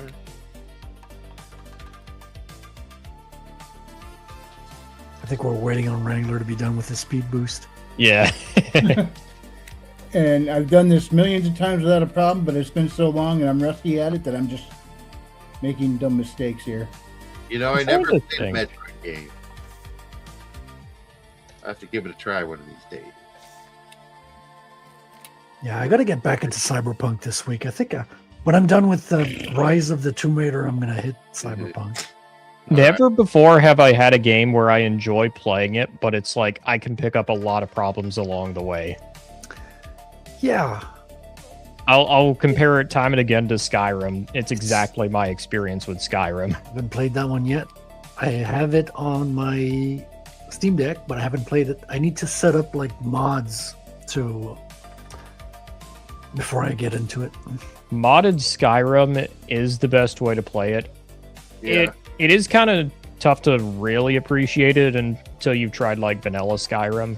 Vanilla Skyrim, it's almost like the base point of reference. So are you recommending I play vanilla before I get into modded? Try a little bit of vanilla, then get into Yeah. modded. I That's played my like Time it was epic. I played the first 5 minutes of it, like the intro and getting attacked by dragons and leaving the city. Where were you when Skyrim came out? I was in Yeah, college. for me, vanilla Skyrim is just all right. Modded Skyrim, depending on the mods, is like 10 out of 10 easily. I remember this cool mod because there's a civil war going on. So what it would do is it would spawn like 15 Stormcloaks and 15 Imperials and just have them do battle out in the open somewhere. Like it's just a random battle between them. So that way you could kind of feel the civil war happening. Yeah. And then you can take a side. The Civil War in vanilla Skyrim is like one of the biggest bits of missed opportunity. It's like the potential is there. It's just Bethesda never really has anything that makes it feel like a civil war. Like you literally don't even see it going on in the world until you actually pick a side, and it's got to be part of the quest line. And to think, all this time I thought, and up until this year, I thought Skyrim was a sci-fi. I had no idea it was a fantasy. Really? Wow. Huh. It's the most accessible Elder Scrolls game. I don't know if it's the most fun. For me, it's a toss-up between Morrowind and Daggerfall for the actual. See, I don't even know the Elder other Elder Scroll games. All I've heard is Skyrim. I played Morrowind. It was my first one, and it was I was there for the Morrowind hype.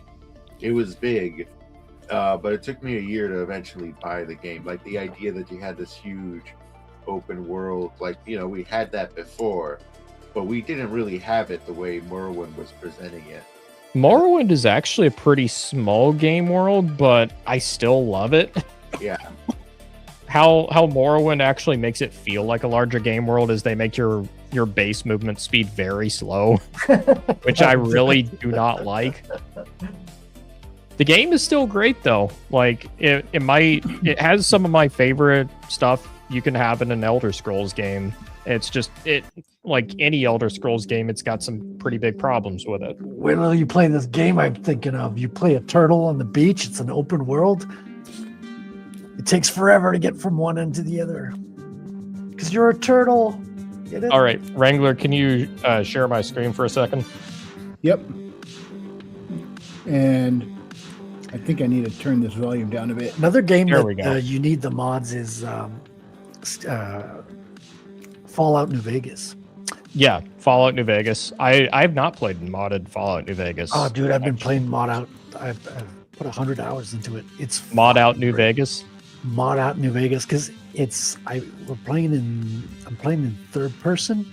Yeah. So there's a lot of mods that just fix the third person perspective on it to make Yeah. it actually function. You walk well, you can crouch, there's a whole lot of fixes just for the third person perspective.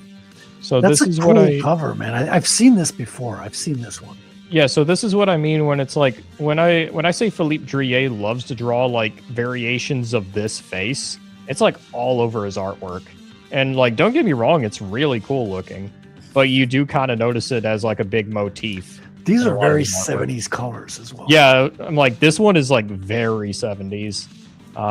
Here's another one that's a bit more elaborate. This might actually be one of my favorite pieces he's done. Yeah. That's what a lot of his interiors look like. Yeah, he loves drawing like triangular eyes too. But I think this looks so badass, like I just don't care.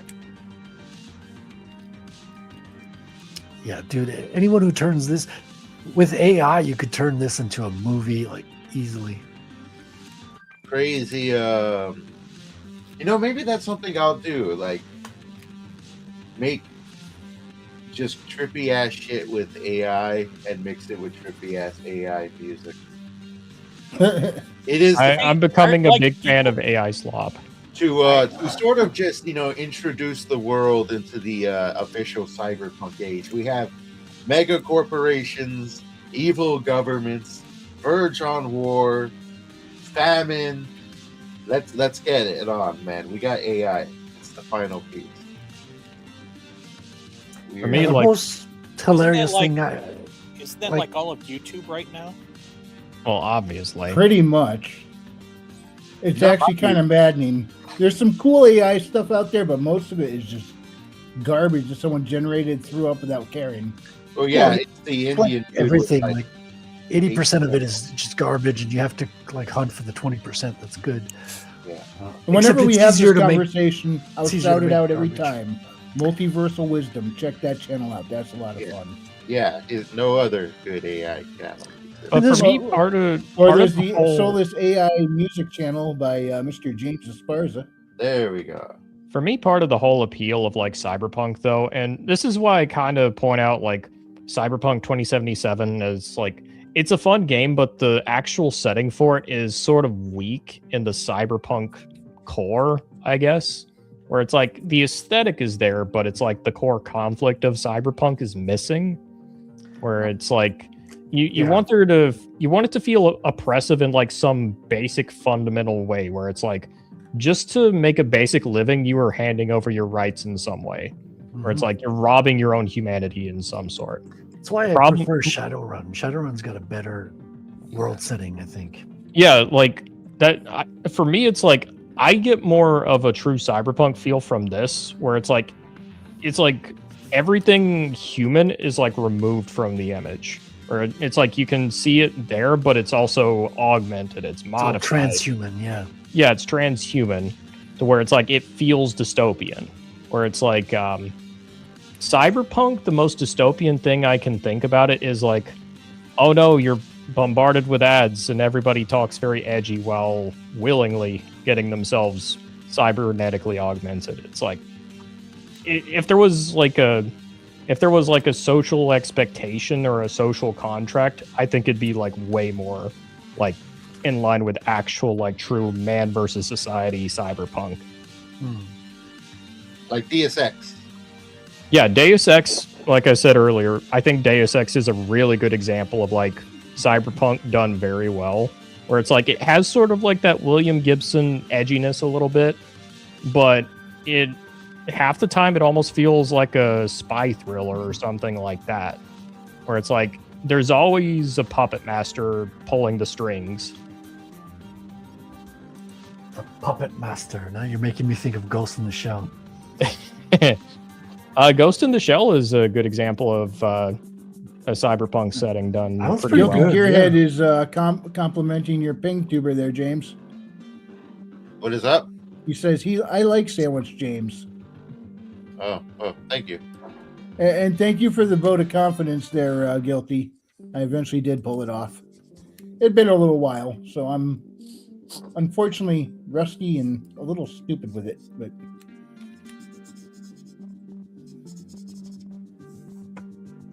I need to knock the rust off, and I am not beating my best time tonight, that's for certain. I get roasted by Emmys 4 times. I'm like, that's embarrassing.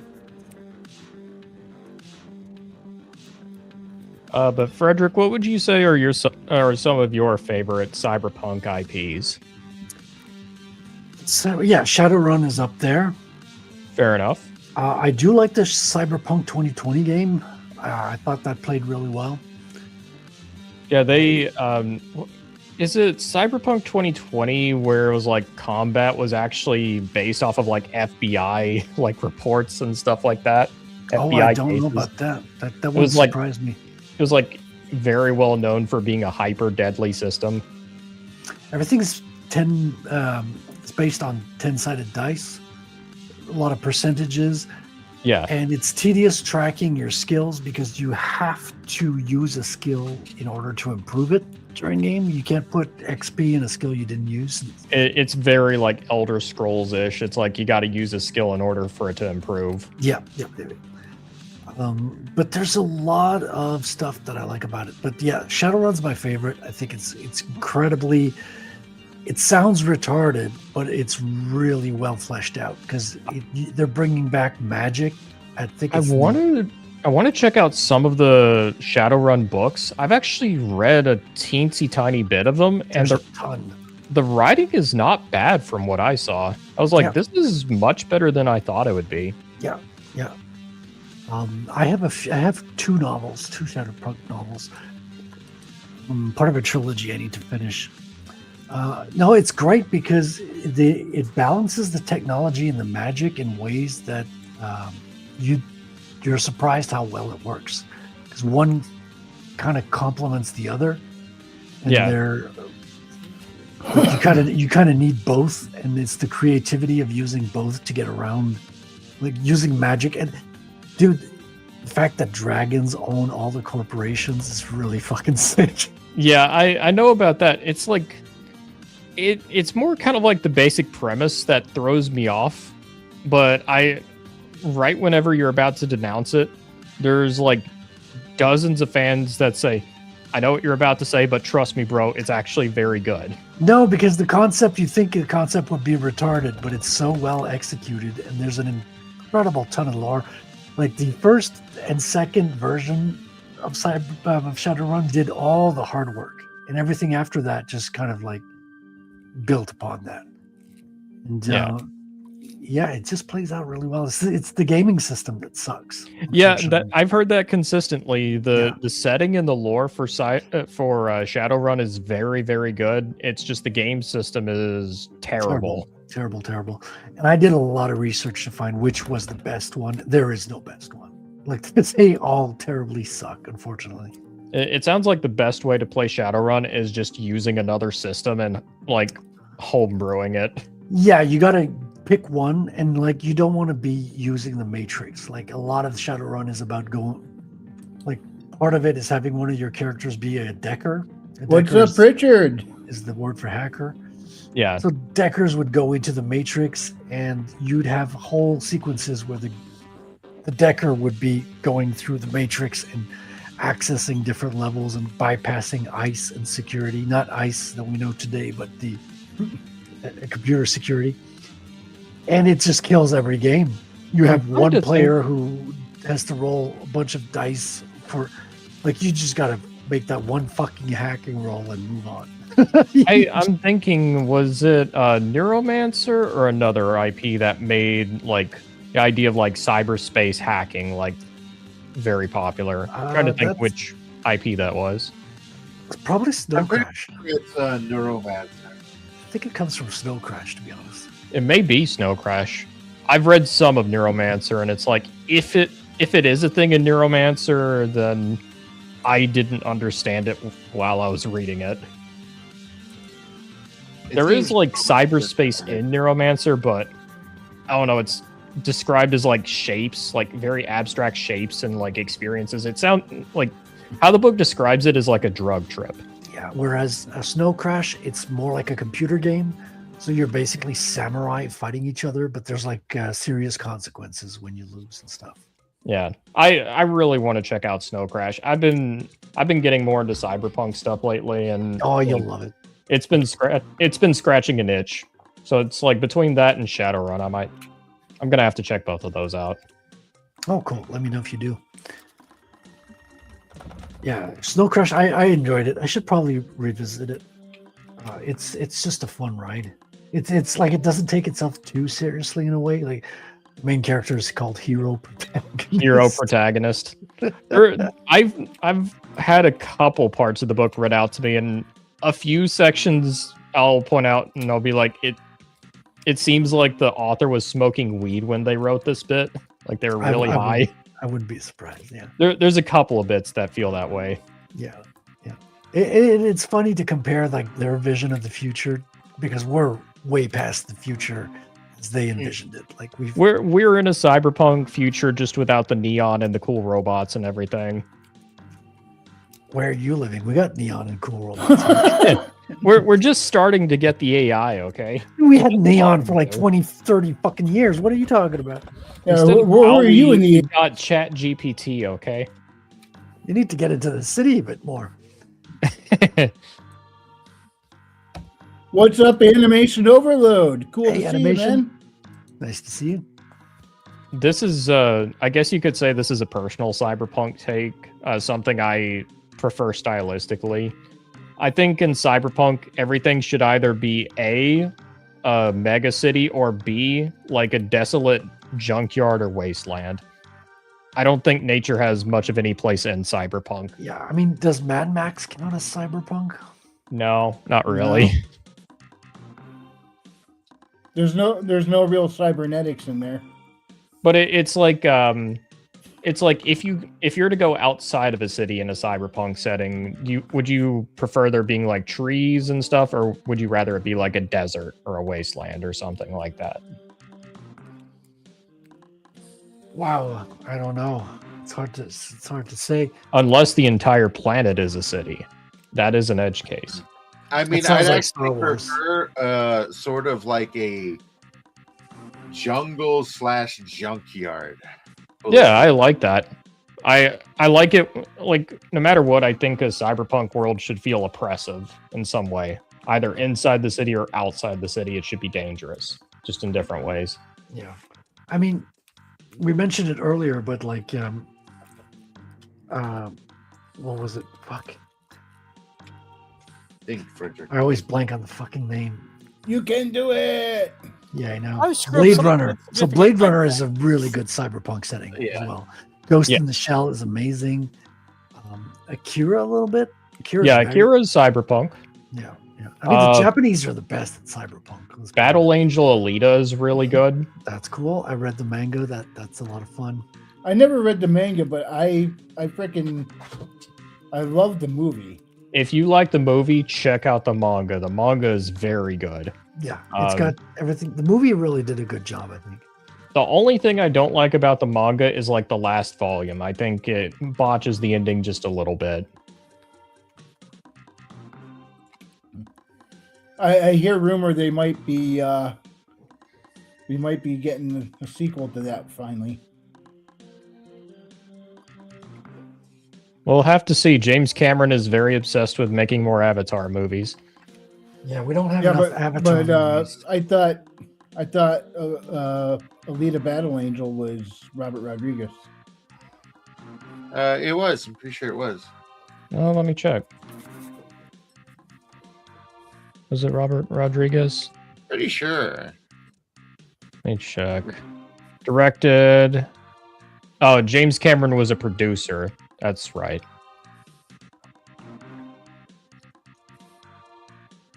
Well, if they make a sequel to it, good. Yeah, it gets to a certain part in the story, and it goes into like full-on like cyber body horror or whatnot. The villain after a certain point is messed up, like really messed up.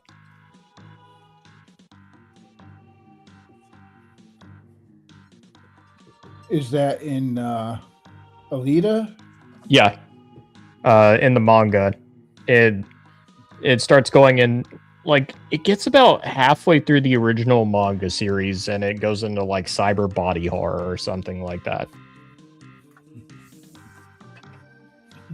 One of the most horrific things I've seen. I mean, it wasn't like a visual horrific, but Okay. I caught the end of a episode of Ghost in the Shell, and I don't know which version it was, but so somebody asked the bad guy, well, you know, who had made somebody disappear, hey, where's her brain case?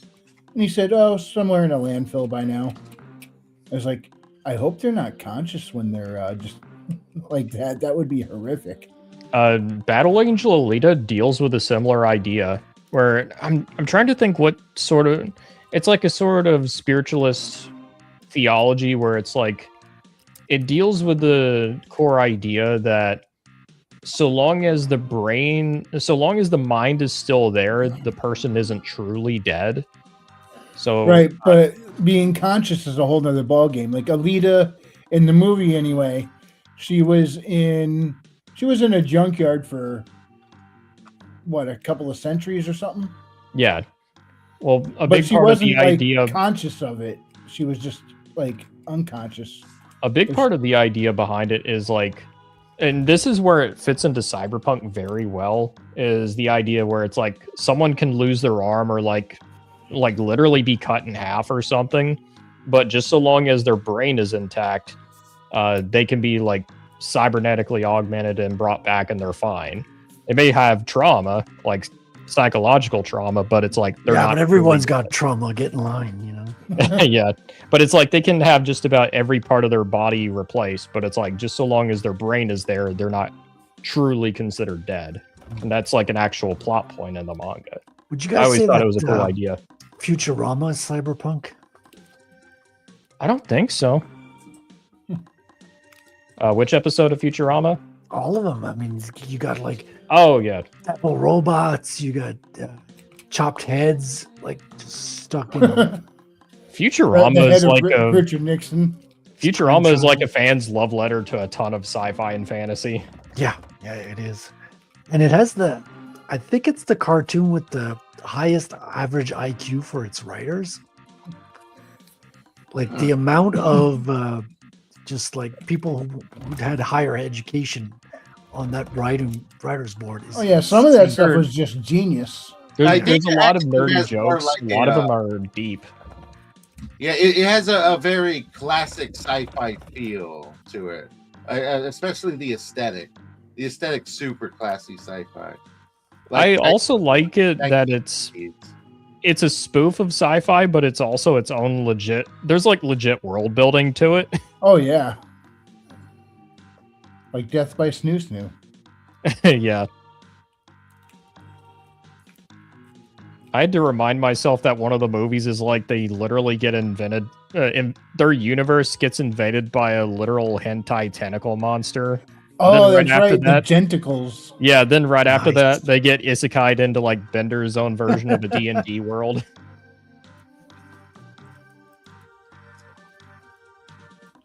Rick and Morty's very sci-fi and smart as well.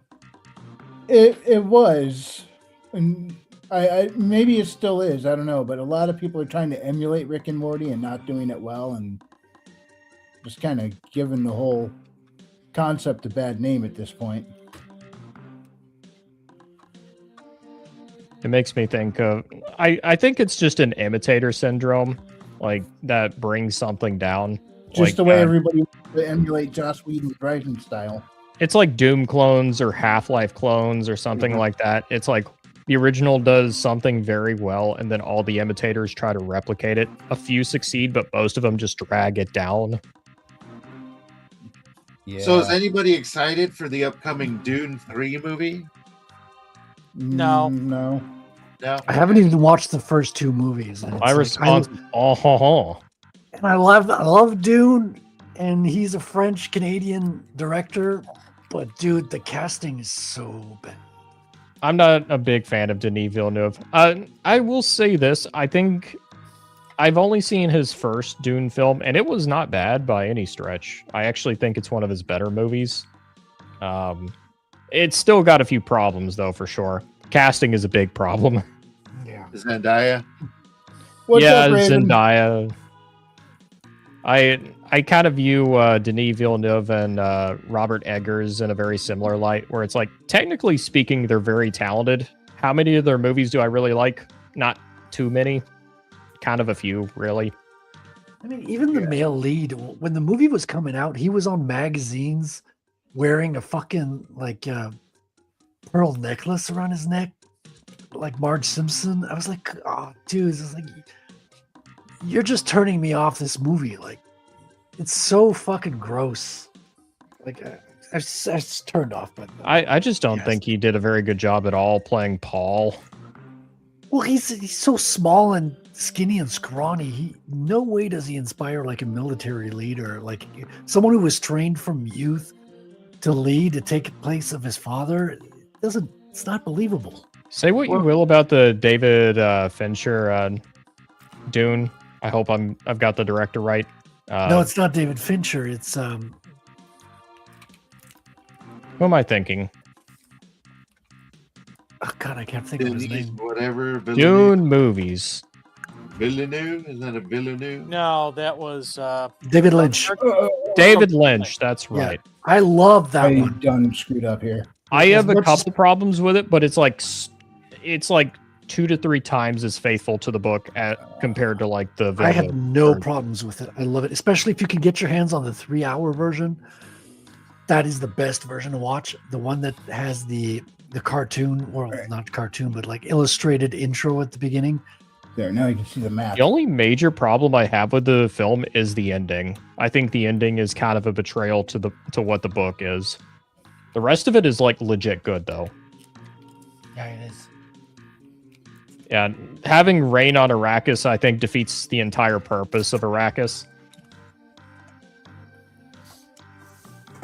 Well, I will tell you that stylistically, the most recent ones were better. It might have been more faithful to the book. The David Lynch ones might have been more faithful to the book, but it looked hokey. From a narrative standpoint, I think it's truer to the book. Yeah, Like Right. whenever you watch the movie, it feels like the book.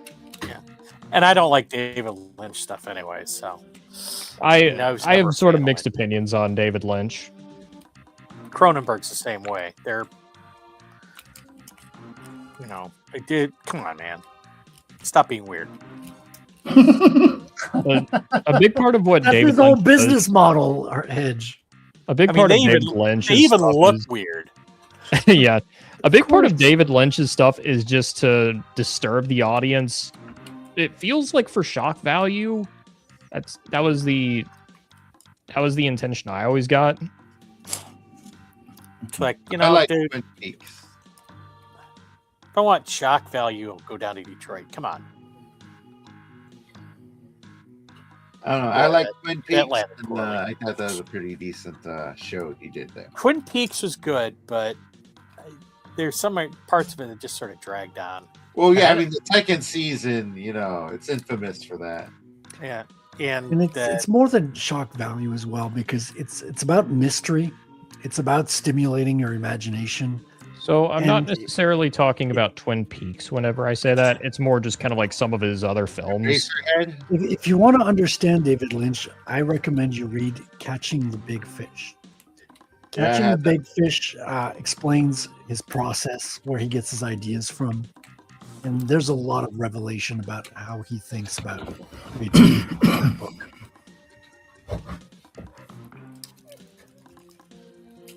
Yay. Is that a Chozo? Audiobook. Sort of. It was a the body of a Chozo soldier, but it's infested with X parasite. Oh, okay. Damn parasites. Try ivermectin.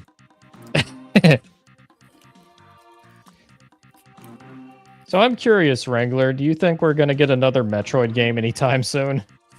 Possibly. It might be another 5 years, in my opinion.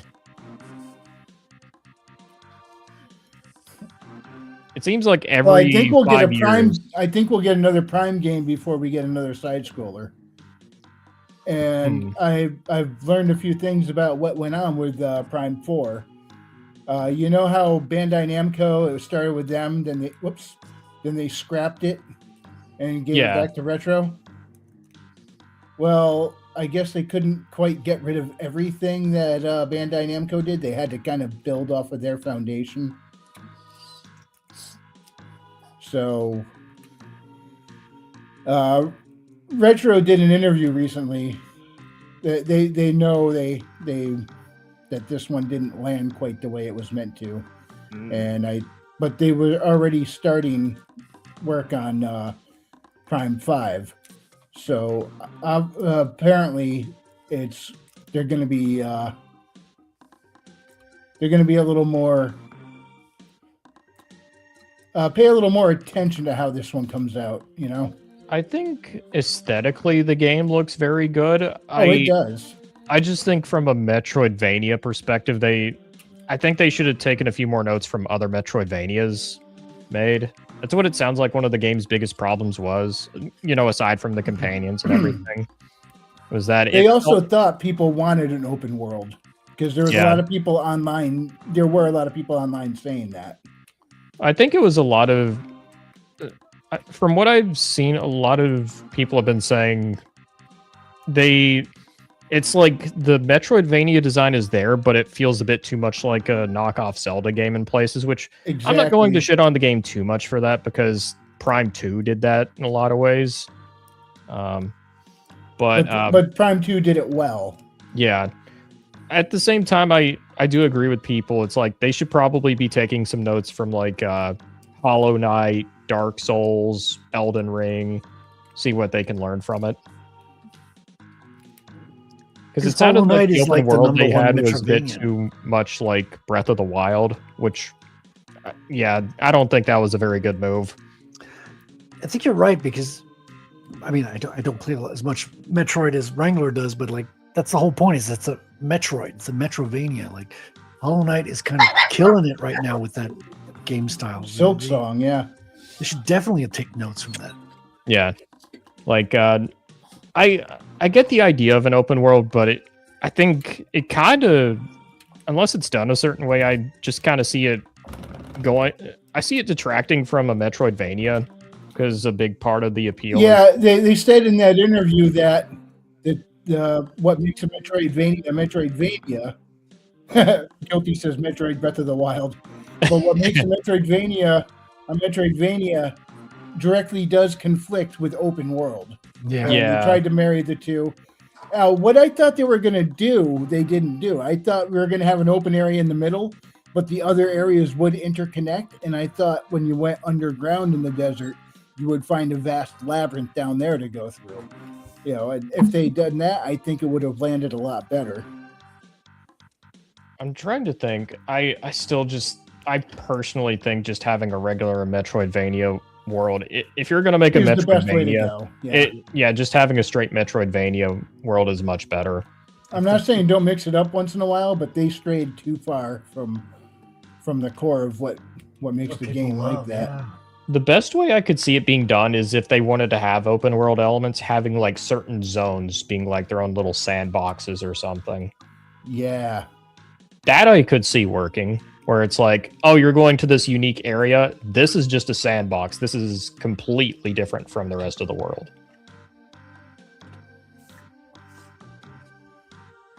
I think of like Nier Automata, where it's like you go to like the desert area and it's like the rest of the world is pretty well structured. There's buildings and everything, but then you get to the desert and it's just like sand as far as you can see. It gets everywhere. So much sand. I hate sand. But I think they're already working on Prime 5 and it will be better than 4. I think Retro paid attention to all the feedback. They looked at what they did and where they messed up with it, and That's a good name, Prime 5. Started out well. I do wish them the best. Yeah.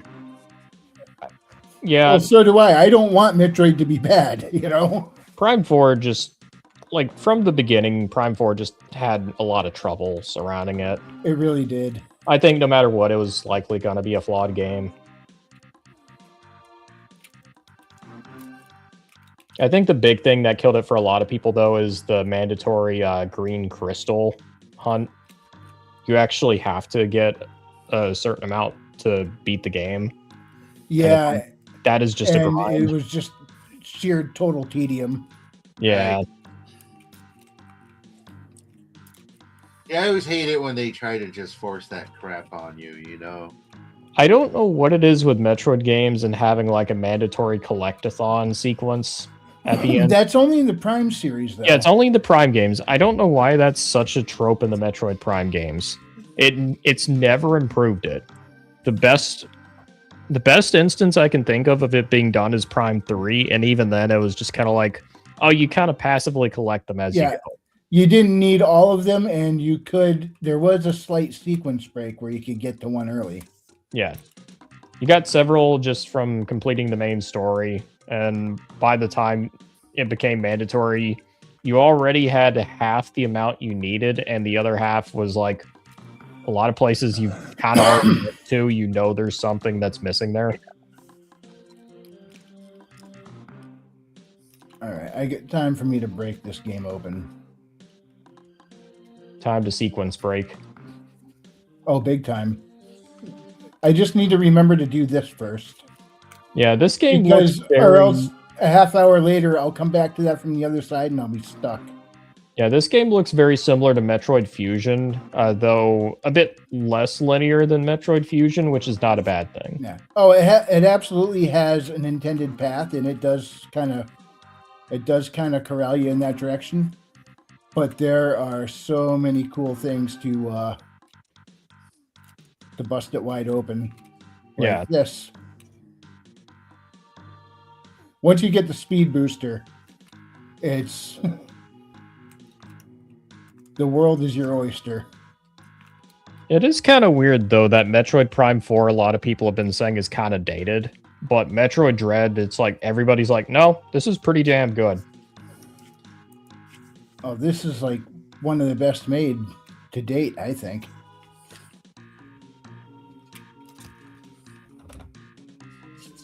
And I love using the speed booster as a weapon too. Yeah, I also think having the X Parasite as your health is genius. So it's if you don't collect it after a certain amount of time, it just automatically respawns the enemy.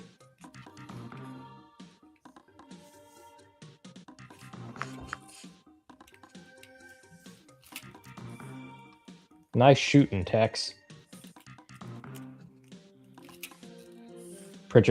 AC says some of my favorite humans and Otter AC. Oh, okay.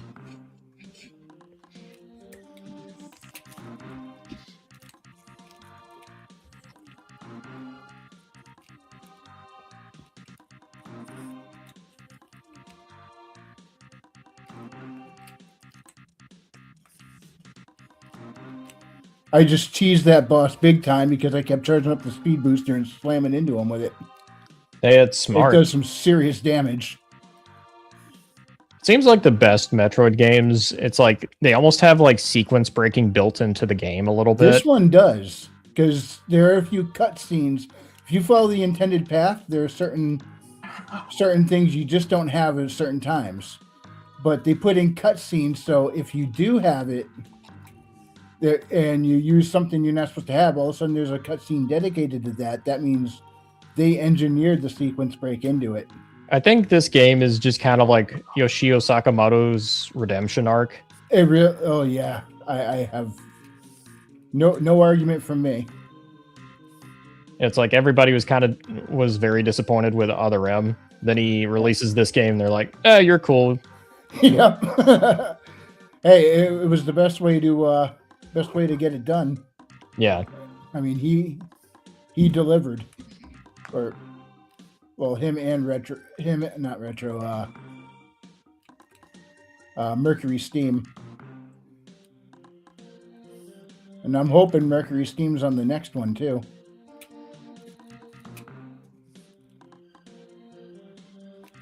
But yeah, I'm going way out of sequence now with this one. Watch the teleport spot on the map. I'm not even connected to anywhere I've explored. Yeah, I do think there's been quite a bit of we've had some solid Metroid games in the last decade, but I do think it's kind of interesting to see how indie game devs have picked up the slack. Yeah, but AAA don't go big into Metroidvanias at all, but the indies, they do it, and a lot of them are high quality. There are a few garbage ones out there, but mostly you can tell they're done with love. The only exception I can think of is FromSoft. Technically, the Souls games and Elden Ring, like, if you want an open world Metroidvania, that's basically Elden Ring. Like, to my knowledge, that's about as good as you can get the concept to be. But like the Souls games, they are all technically Metroidvanias. But aside from that, like Hollow Knight, Ori and the Blind Forest, what else has been made? 9 Souls. Yeah, I got my first Souls game with Elden Ring. I can't wait to get into that one. Yeah, technically, Elden Ring isn't a Souls game, technically, even though by all means it is. I mean, what attracted me, or what is attracting me to it a lot right now, is it reminds me of the original Zelda in that you have to discover the world. Like, there's no directional path to go on. That is very much something that FromSoft has taken from the original Zelda. Like, they've even cited the original Zelda being one of their big inspirations. Yeah, I just got out of Elden Ring. I just played through Zelda last month, I believe. Well, one of the things that makes why a lot of people love FromSoft games is how they'll hide huge chunks of content behind secrets you wouldn't normally know to look. You actually have because they know a lot of people are gonna test every part of their game and eventually discover it. So a lot of it has to be through online word of mouth. That's how you discover a lot of these areas. Which is why I don't want to see anything online. I don't want to get any spoilers. I want to at least experience it once without knowing too much the first time.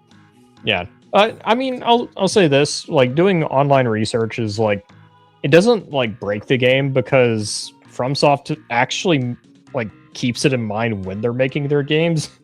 So it's if anything, it's just people trying to help each other out. Yeah. And part of the playing through Zelda, the original game, was getting help from your friends. That game was specifically built with people talking to each other in mind. Like Yeah, that it's the same thing with FromSoft games, with Dark Souls to Elden Ring. Same exact principle. Like one of the most famous areas in Dark Souls 1 is Ash Lake. The thing is, you cannot find that place until you go to Blight Town, go to an actual poisonous swamp, go to a mysterious tree with a branch going up it. It's not critical path at all. You find a dead end, which is actually a hidden wall leading to a chest. You find out that the wall behind that is also a hidden wall. Takes you to a whole hollow, inside hollow of the tree, down to the literal bottom of the universe. Yeah, that sounds about right. And I saw a video with Asmongold. People were in the chat were telling him there's an invisible bridge. And he's like, all right. He just like sends his horse out into the open, like to fall down a cliff. But there turns out to be an invisible bridge you can walk on. Oh, are you talking about Shadow of the Erd tree? I don't know what the fuck I'm talking about.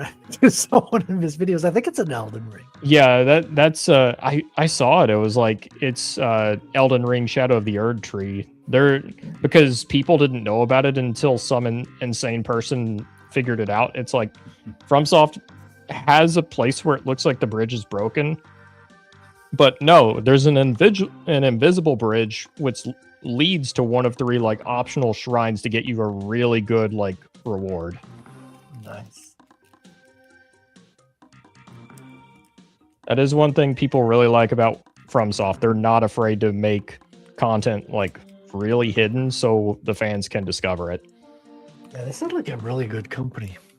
Yeah, FromSoft, like there's a reason why they've been cooking for the last 10 to 15 years. They've done that very well.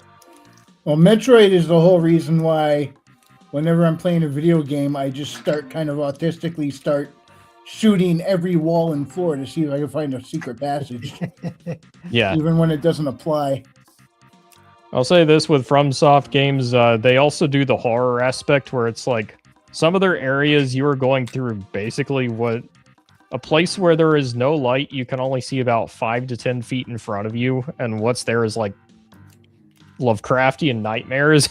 So Well, it's like, yeah, this isn't terrifying at all. That's what's cool about it. I wanted that open world discovery, but I didn't want the whole, because Zelda games now look like kids' cartoons, right? They're all bright and colorful.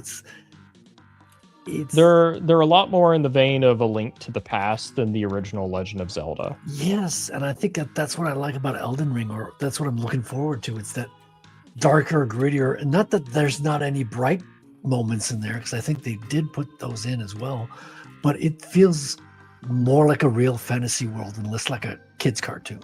Yeah, like I get what Nintendo did with like Legend of Zelda, but it's like they did not follow the same formula after the first game. I think about as close as they got was Breath of the Wild, but even that was a bit of a departure.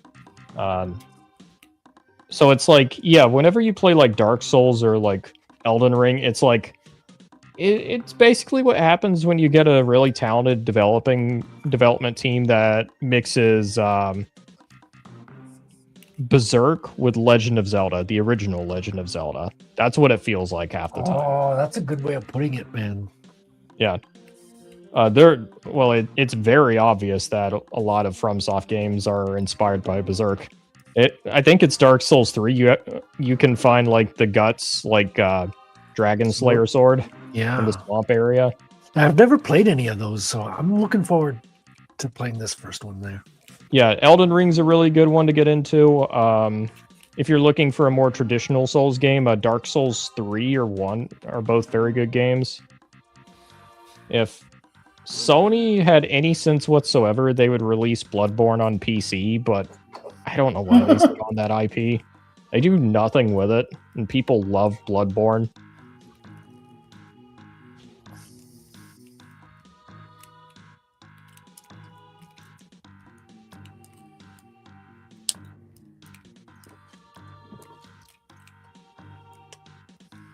Yeah, we're getting like a Switch 2 FromSoft game, apparently. I don't know much about it.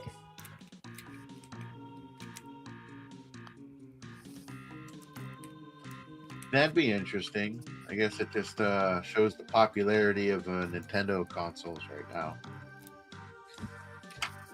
I think Nintendo's been taking a look at FromSoft. They're like, we want a slice of this pie.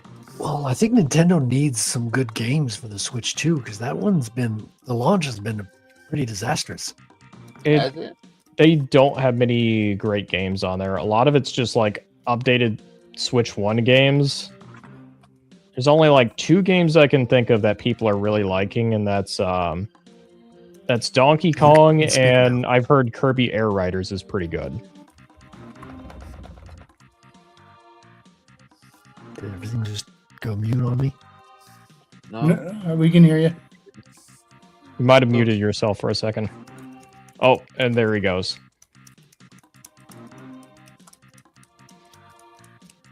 He'll be back. Yep. I'm already ready to pop him back in the studio when he reconnects. Yeah. I'm not really big into buying consoles. Haven't been for some time, so I think Go the ahead. last console I bought was the Switch 1. Yeah. And Same yeah, here. it might be the last console I buy for quite some time. Who knows? Yeah. I mean, I have no interest in getting a Switch 2 myself. As much as I love Metroid, Nintendo's been getting under my skin. The Steam machine looks good if you can consider that a console. Depends on the price, really, for me. Yeah.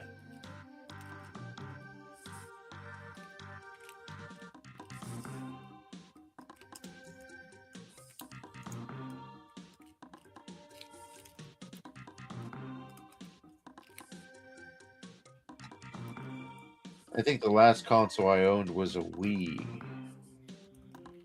The Wii was sort of a mixed bag for me. There were some great games on it, and then there were some very shallow games on it. There was a lot of games on that one. Yeah. It was also aimed towards families, so you had a lot of those game night type of stuff. There were, I think the Mario games weren't quite as good. The Galaxy games were good, but it's like the 2D Mario games were very bland. I remember that's where they introduced the whole big Mario rushing everything. Yeah. I have the what is it called? Super Mario Deluxe or something? The Wii version that I missed. I did get that on the Switch port. There's a new Super Mario Brothers Wii. I played that back in the day. It was okay. Just kind of a bland game. Not bad. Just like a 5. The literal definition of a 5 out of 10. I always aim towards the ones that try to take, hold of the controllers more, other than maybe some of the flagship titles. I enjoyed the Zapper game, the one where you played basically Link. Duck Hunt? No. It's almost like Dunk Hut. The crossbow training? Yes, that one was actually rather fun. Yeah, I know people said good things about it. That one was like you almost wanted it to be like a segment in a larger game. I'm like one of 2 people who liked Skyward Sword. I didn't play Skyward Sword. It looked nice, but I heard it was kind of basic.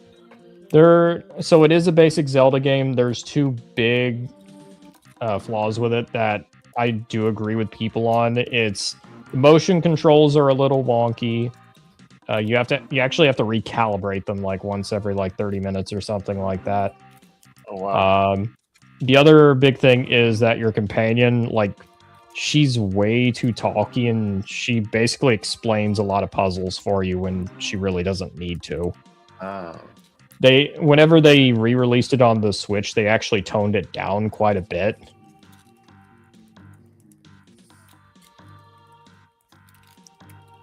Pew pew pew pew pew pew pew pew pew pew pew pew pew pew. Wang wang. Do you like my sound effects? They're awesome. Yeah, You're suddenly reminding me of Shadow Warrior, where the main character's name is Lo Wang. absolutely. 16 candles, long duck dong. I need to play Shadow Warrior one day. That game is just nothing but like 80 like Oh, I missed it. samurai movie, 80s anime, action movie references with dick and boob jokes. And it's also like a good shooter on top of that. The first level is literally called Enter the Wang. Dong studied food. Here we go. Frederick, do you know anything about Shadow Warrior? I have seen some Shadow Warrior gameplay. It looks pretty fun. Yeah, they made a couple of sequels to the original. The original is like an old, like, same era as like Duke Nukem 3D. Dang it. Yeah. Yeah, I remember that one. I think I got that one on my Steam. I don't know if Frederick's mic is working or not. I don't see his hand, so he might be, I don't know. If you're him, would you want to talk to us? Yeah, why not? There. He does it all the time. This is also a trope with Nintendo games. The weak spot for an enemy is always either an eye or their mouth. Or their Or in rare cases, the belly button. I like the Sphinxter one better.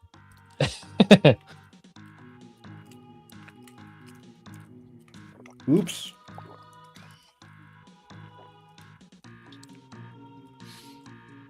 I love that alien design. That's cool. Oh, yeah, that is pretty nice.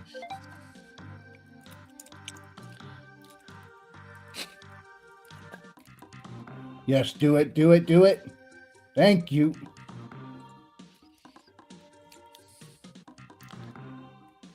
I'm kind of glad we're getting more games that are sort of inspired by like Ridley Scott, like Alien and Blade Runner, like that analog sci-fi look. Oh, yeah. Oh, yeah. you can.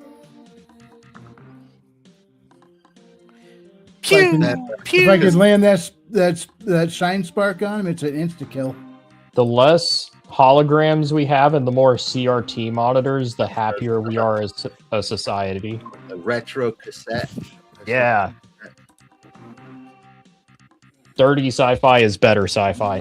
All right, Frederick, do you have audio again yet? Yeah, it's working Awesome. now. Yeah. Okay, And to, cool. Yeah. To unplug it and plug it back in. It's an old trick, but it still works.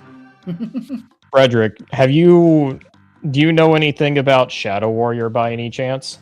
Nope, that doesn't ring a bell.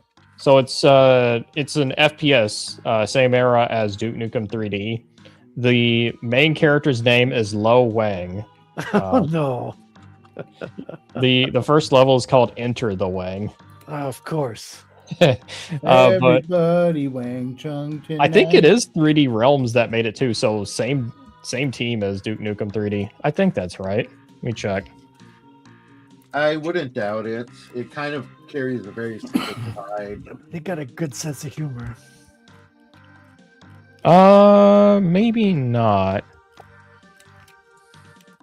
Thought it was. Oh no, I'm looking at the wrong game.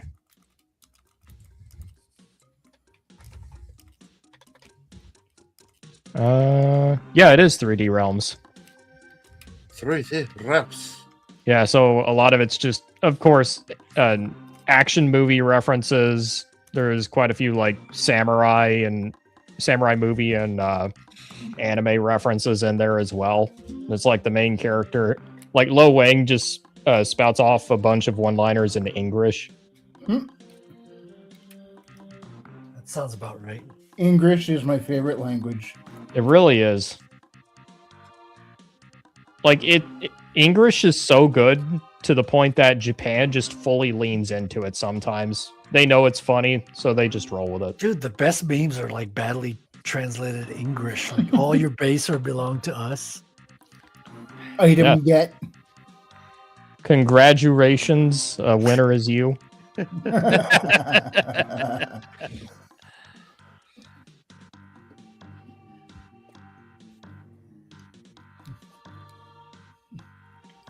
And it is so entertaining that we don't correct them. We just adopt it ourselves half the time.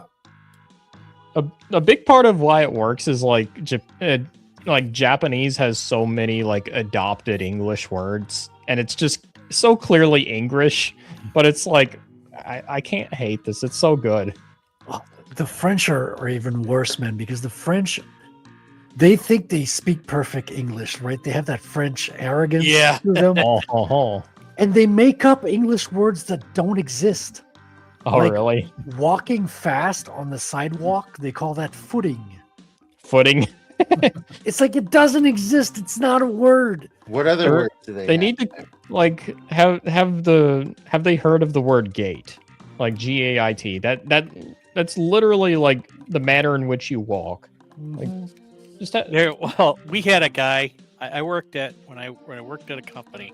There was a guy there from Romania, and he was actually a Canadian citizen. He emigrated, I think, during Ceausescu, and so, but he still had a pretty heavy, Romanian accent.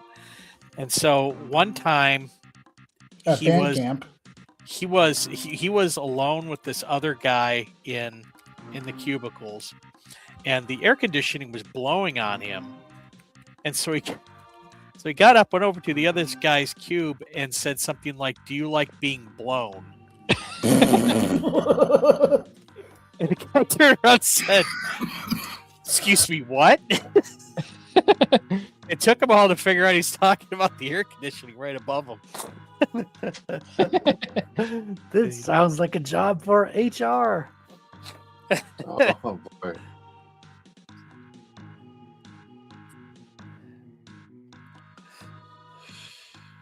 That's a good one. Never forgot that.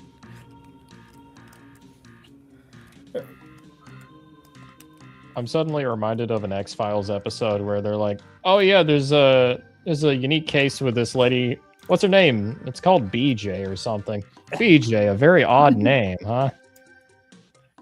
There's a one X-Files episode where it was being reported through Yeah. some pulp author, and they were reenacting the actual witness statements in the way that the witnesses described it. It was just absolutely freaking hysterical.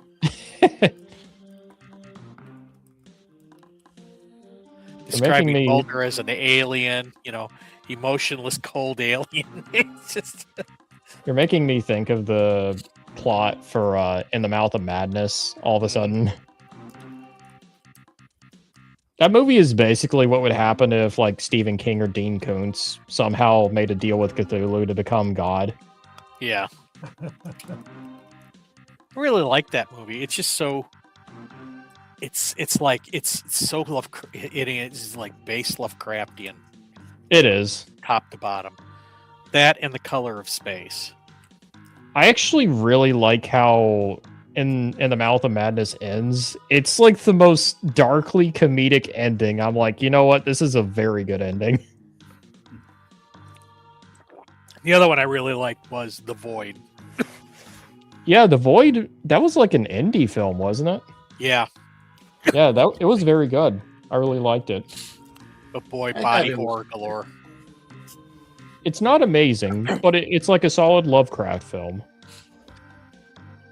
And there was also another one that I really liked, which was they did the Call of Cthulhu as a silent film, Oh yeah, I remember that one. and it so freaking works because you can't. I mean, it's an indie film. You're really not going to be able to do that great of effects. So going with the silent film, it already sort of sets expectations, and sort of the surrealist scenery that they used just freaking fits. So I always really like. thought some of the most effective horror is whenever you don't have any sounds at all. It's just complete all silence. visual. So I mean, take a look at Nosferatu. Yeah, I mean, I actually love the original Nosferatu. yeah. film. I mean, the character, the monster is freaking iconic. They really will give you nightmares. It's Max Shrek, right? Yeah, I think so. Yeah. Only one movie ever truly gave me nightmares: The Human Centipede. I Fair didn't enough. watch that. Yeah, I saw snippets of it. I'm like, yeah, I'll pass on that. I've seen Wise little bits decision. and pieces. Even if it doesn't give you nightmares, it's just gross. It just feels like somebody going like, all right, I know of a great way to really gross out horror fans. Bear with me, guys. Yeah, we'll get a reaction out of them somehow. They did. I just think of the South Park episode, Humans Sent iPad. That was actually hilarious. That was a really good episode, actually. If there's any redeeming, anything redeeming about Human Centipede, it was that. It was that. The South Park episode. Yep.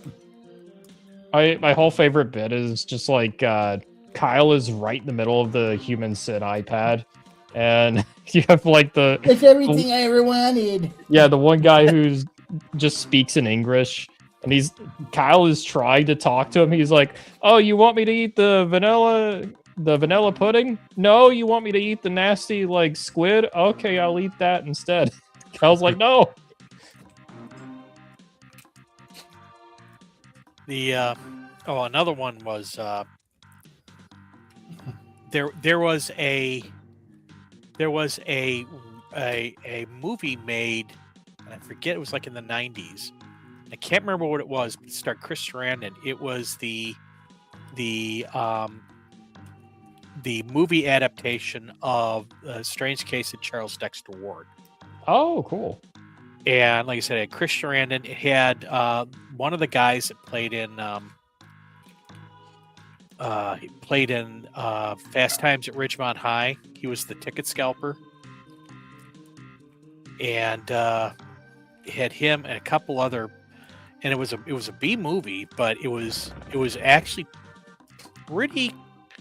Despite the adaptation, was pretty close to the actual story. It was really good too.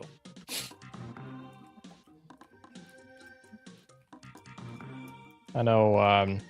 Also, kind of thinking of a couple of types of horror that I think are a little untapped outside of like Lovecraft.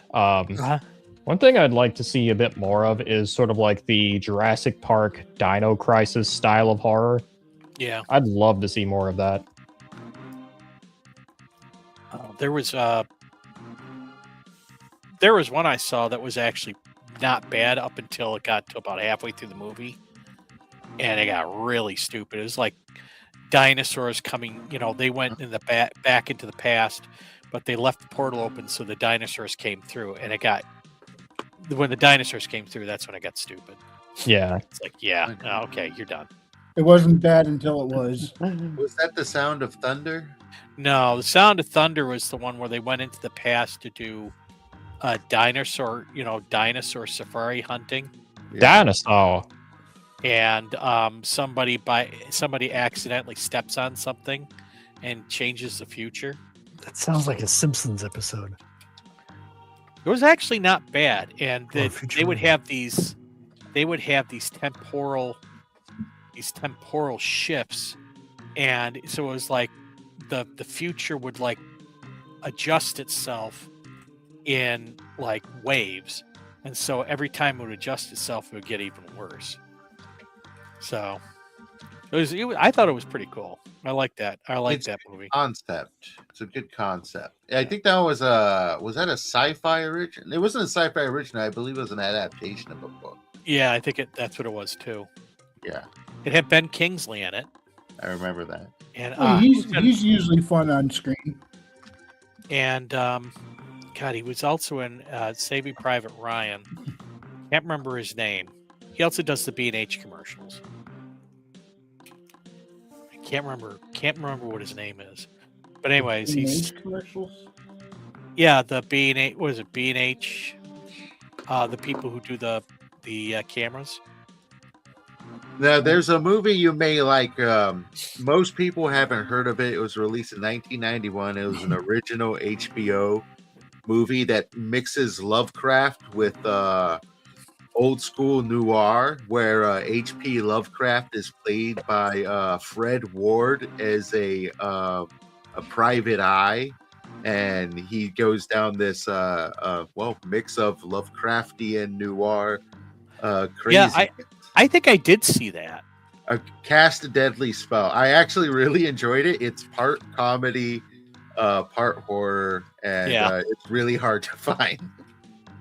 There's also like an animated movie. What's it called? Little Lovecraft or something like that. Mm-hmm. You have like Child Lovecraft who meets Cthulhu. He's like, "What's your name?" Cthulhu's trying to pronounce his own name, but it's just like a slur every time. So he just calls him Spot. I'm like, what the fuck is this movie?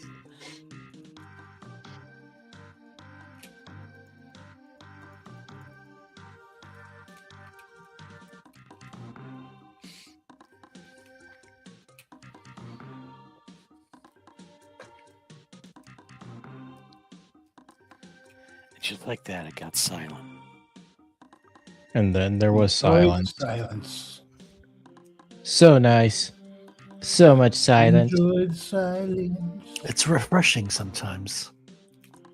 Have you guys gotten any games for the Steam Winter Sale? Oh, yeah. Yeah.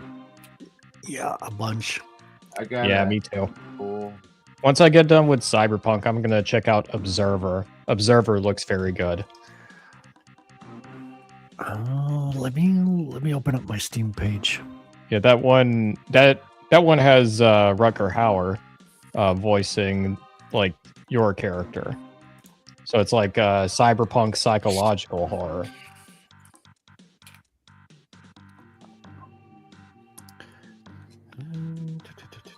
Oh, listen to this. Mo Gadot, a former ex-executive, says AI is no longer just writing code. It is correcting human mathematics. I've seen AI written code, and it sucks. It says after 56 years using the same matrix multiplication method, AI realized that the approach was flawed. It did not optimize software and invented new math. Okay, does that scare anybody? Yep. Yeah. AI's worst aspect is fact checking. That is the worst aspect of Gen AI. Yep. Oh, by the way, Otter, remember when I said I showed you that box? I said if I don't move this now, I will regret it in a half hour. Mm-hmm. Yeah, here it is. This is it right here, because I could only move it from this side. Had I not done that, I would have to spend another 15 minutes going around the map, and it really messed up. There was like no good way to get back here. Oh yeah. So Otter says AI is bad at fact checking. Grok, is that true? One of the games I got there during the sale is Control Ultimate Edition. Have you ever played Control? I have not, though I've seen some gameplay. I definitely know about it. That's the one, isn't that the one that's like heavily inspired by like the SCP Foundation? I don't know what that is, but what I know about Control is it's a paranormal. Yeah, story. it's like a paranormal foundation. Everything's an anomaly. Yeah, you enter a government building that's I forget what it's called, but the building has basically been taken over. It's just a research facility for paranormal activity, and it becomes a haunted house, but it's a government facility. Yeah. Kind of James, why don't you tell me about this? It's like a whole collaboration of different. It's a type of creepypasta. That's what the SCP Foundation is, and it's pretty much exactly that, just their own version of it. But the gameplay looks really good. People, like, you can just levitate and use paranormal powers. So you could grab like pieces of concrete off the wall or the floor and use it as a shield when people attack you and throw it at people. So you could like pick up chairs and throw them using your mind. And there's a lot of interesting gameplay in that game. Yeah, they just announced the sequel, I think. I didn't know they made a game out of it. Well, Control is like, it's not SCP Foundation, but it's like everybody who's played it is like, wait a second, this is very much like SCP Foundation. I also picked up Mad Max for like $5. Oh, nice. Yeah. Yeah, I ended up getting well, Cyberpunk is one of them. I got Oh, Still you Wake didn't Deep. have Cyberpunk before Oh, I then? know what I forgot. No, I didn't. I kind of refused to play it for the longest time. Oh, It's I only didn't know recent that I checked it out. That's cool. I got Uh, Shadow of War, Middle Earth, Oh, nice. Near Automata. I've been Very seeing good game. pictures of B2 everywhere. Like, I was like, oh, I gotta figure out what this game is. It's a weird game, but it's very enjoyable. Half Yeah, the I hear it's enjoyment, got a good story. People say it's got a good storyline. It's very emotional and all that. half the enjoyment of Nier Automata is that the gameplay is kind of always changing in a very unique way. Yes, different game styles during the same game. That sounds interesting. Yeah, that's about that and Elden Ring is about the extent of it. I Uh, got ahead of myself and got to turn around, go back. yeah, the thing that caused me to get Cyberpunk was like basically I got a good deal for it where it was like both it and the DLC were like half off or something. I'm like, okay, that's enough justification to actually buy the game. They Why fixed a lot of stuff in that game. Yeah. Yeah, for the longest time, I just simply refused to play it because I was like, for one, this is a broken mess. Two, this as an RPG, it's far from ideal. There are things I do really enjoy about it, like from like an immersive standpoint, it's very good. As an actual RPG system, Well, visually, it's one of the most beautiful games ever made. it's one of the best cyberpunk looking games out there. It's like visually, it's like once you get into like the world and the sound design, it's like you're there. It looks very good. And I'm gonna be one of the more bold ones and say it controls better than the Witcher games. Sue me. I think it does.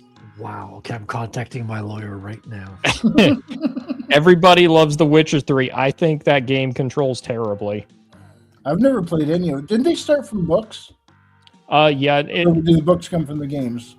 the games came from the books. It's weird because the games take place after the books, but they're basically reiterating the events of the books. It's kind of interesting. Yeah, I have that game, but I've never played it yet. It's on another one on my to play list. Apparently, it's one of the best side quests. People like brag about how the storytelling is really good in that one. Witcher? Yes, sir. Which one? Witcher 3? Witcher 3. There are some very good side quests in The Witcher 3. It depends on which one, though, of course. One thing I did always like about the Witcher RPGs is that there will always be one side quest where it's basically just Geralt and his friends drinking. Nice. It's basically just the Hangover in a fantasy world. Isn't that what we're all longing for? Yeah, they're good quests. I enjoy that. That's nice. I'm looking forward to it.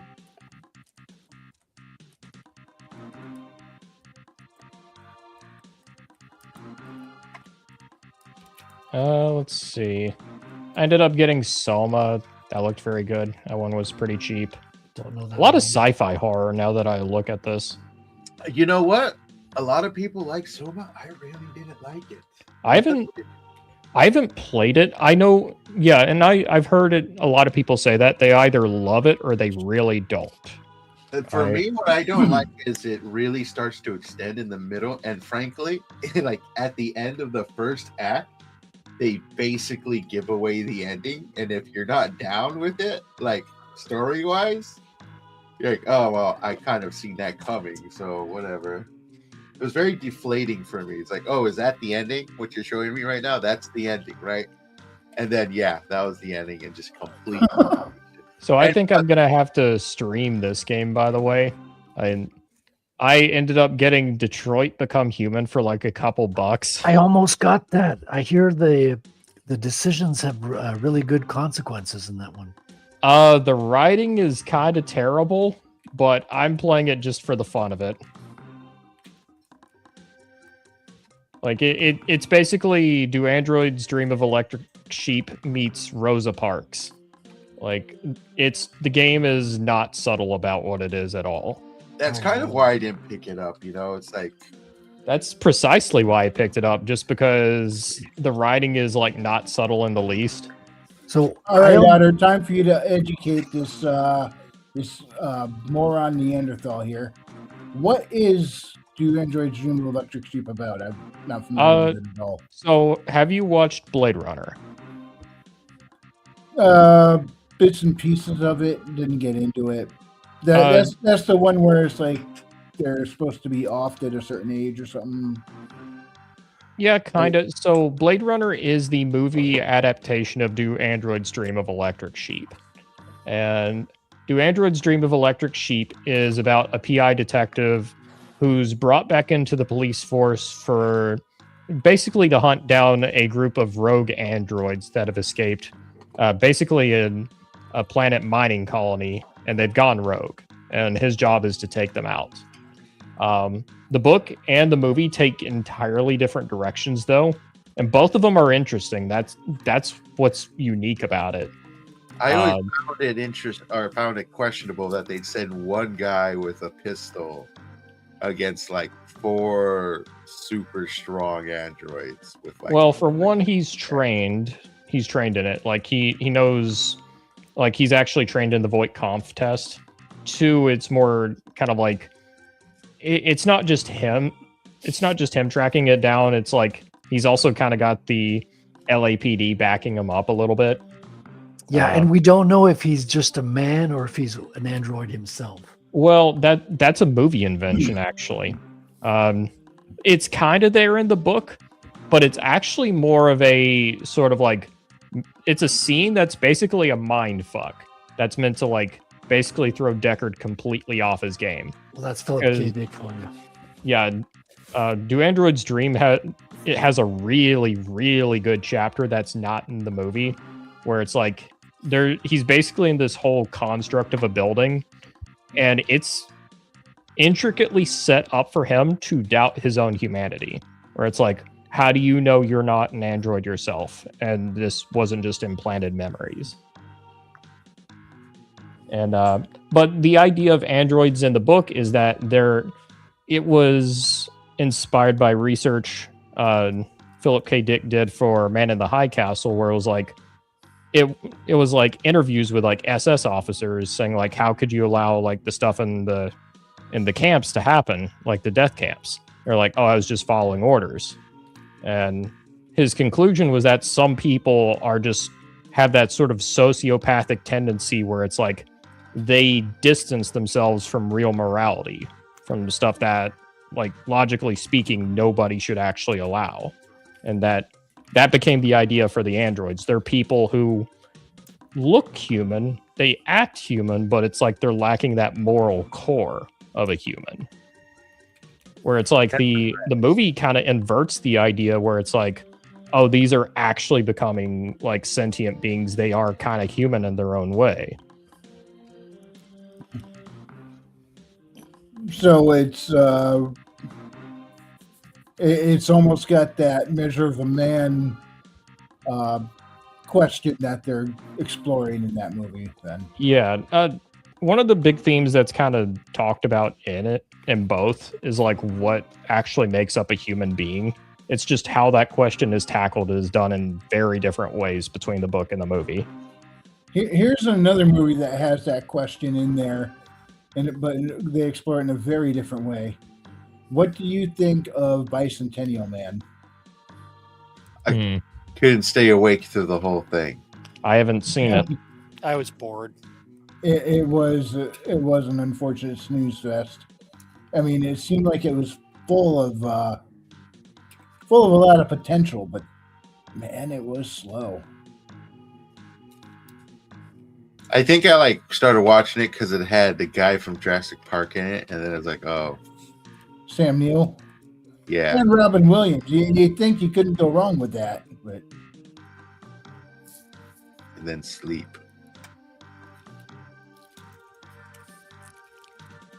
Now that I think about it, Sam Neill's had like quite a few divergent roles over the years, between like Jurassic Park, Event Horizon, and like In the Mouth of Madness. Very different roles.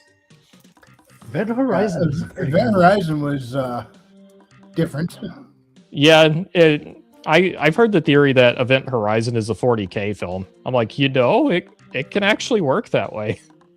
I say add towards more 40K theories because 40K is just kind of like a giant Frankenstein of everything else. Well, I'm gonna push back against that a little bit because it deals with the warp in a way that's actually very faithful to 40K. It's like for 40K comparisons, it's not the worst by any stretch.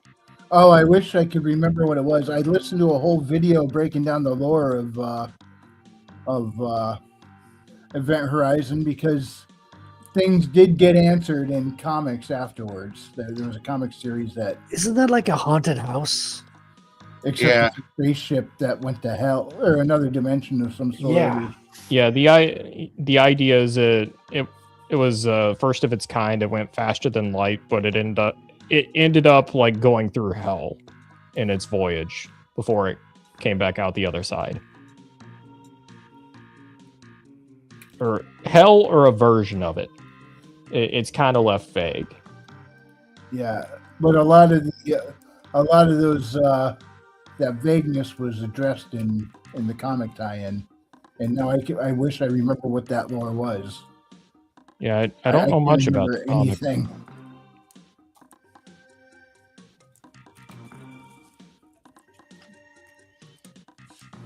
It was jarring at times. It had tonal clashes. I forgot the character's name, but he was like Maji! he was Hey, Maji. Hi, Maji. Hi, he was Maji. basically comedic relief. The black dude who gets just thrusted out into space and then flies back. But the only dude I can remember in that is Sam Neill and Florence Fishburne. The other black dude. Yeah, it's been a few years since I've actually seen Event Horizon. Yeah, me too. I should probably rewatch it.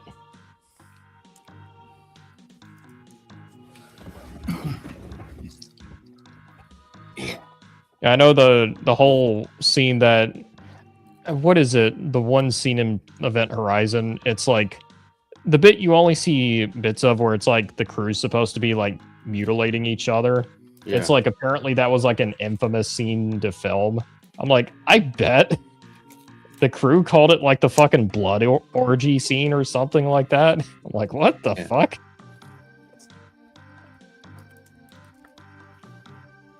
Yeah, that's the depiction of hell. Yeah. That actually, and there's more to it too. They cut a lot of that out. It was bad. Yeah, I'm kind of Maybe it glad sounds they like it was a did. wise decision to eliminate some of that. Then, Yeah, I think so. I think it was ultimately a good decision they did. For one, it probably would have gone too far. Two, I like how a lot of it's just left up to the imagination. Mm-hmm. And they did like quick flashes of stuff, and it's like, and that actually that's my personal opinion is that it's actually creepier and more disturbing, or I should say more unsettling than seeing more of it. Because like you said, leaves more to the imagination, and you're always sitting there questioning what you saw. What exactly was it I saw? Yeah. The only type of horror I can really think of where it's like more is actually better is if it's an image where it's like kind of like the Space Jockey, where it's like just looking at it, you're not sure what it is, no matter how long you look at it. It's a very Cronenbergian style, that one, because he plays with that a lot as well. I know a lot of people kind of see him as the shock horror sort of style guy, but he, in a lot of his movies, at least once in every one of his movies, he plays a lot with show don't tell. Well, not show don't tell, but like he doesn't show you the horror, but he shows you the reaction, the character's reaction to the horror. Yeah, and sometimes that's even worse because it lets your mind wander. Yeah, it's better Yeah. in horror. Yeah. Yes. Like the one that I think of is what was it called? I can't remember the title. It was like Cooties or something like that. Cooties. Oh, Shivers? Was it Shivers? That's a horror movie. Cooties. Yeah, I remember the movie Cooties. It was a zombie movie. I think it was called Shivers, where there's just a sequence where this guy's literally just dissecting a woman, but all you see is the guy. Like you just you hear it, you see his hands moving, but you just see his reaction to what he's seeing, and then he takes his own life afterwards. Wow. It's like, so there's a lot that there.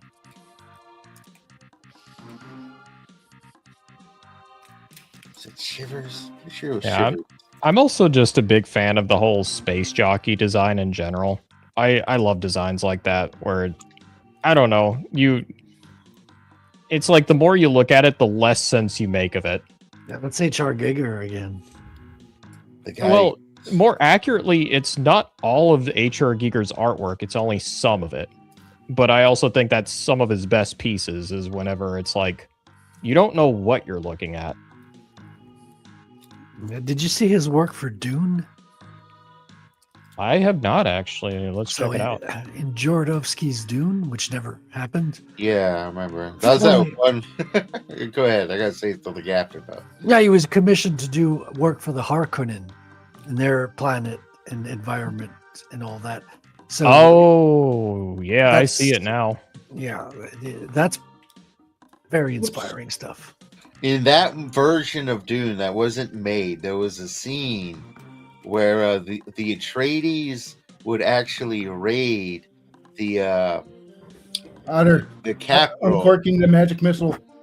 All They right. would actually raid the capital and they'd kill all the Harkonnen inside. And then there was supposed to be a scene where they all just take off their pants and take a dump on a dead Harkonnen. Like a massive group dump. We Oh. missed out on that. We missed out on that, yeah. There's this one H.R. Giger image of a sandworm that doesn't look suggestive at all. Let's just say what it's got in its mouth is a little dicey at best. South Park really missed out on making fun of H.R. Geiger and his, all That would have been really funny. just penis everywhere. Damn. That might have been too much even for South Park. Right? They kind of did that with the fake Tolkien guy can't finish his books. R.R. Martin. Martin. J.R.R. Yeah, yeah, they did it with him where just I was gonna huge say dicks Terry and everything. Brooks. You think about it, Terry Brooks's books are just rip-offs of Lord of the Rings in several ways. Isn't that what they say about Kuntz and King? Yeah, like the Shannara books, and to be fair, I enjoy the Shannara books, but they are very derivative of Middle Earth. Yeah. Yes, I was listening to. There's a new video out by that one chick. She's creating a lot of stir. She did one on fanfic that had a lot of people bent out of shape. Oh, I know the one you're talking about. I Yeah. sent that video to Wrangler here. Yeah, Shoe on and head? No, she's non-political, all literature. Oh, okay. yeah, and so she's Find doing it right one. now. Yeah, she's doing one. Yeah, on, I did watch that just the other day from you. She's doing one on fantasy, and she's going after the Del Reys. So I kind of stopped in the middle of it. I wasn't. finished listening to it. Oh yeah, I remember that one. Yeah, she goes hard on the Del Reys. Yeah. So, yeah, I actually kind of like her insight. It might not be correct, but at least she's saying what she thinks. Yeah. Her channel is The Second Story. Second story. Yeah, The Second Story. And the YouTube video that caused all the commotion, fanfic has destroyed writing and everything else. Yeah. I mean, I don't think she's wrong. No, Yeah. she had a few good points in there, and unfortunately, I'm so focused on this, I can't remember any of it.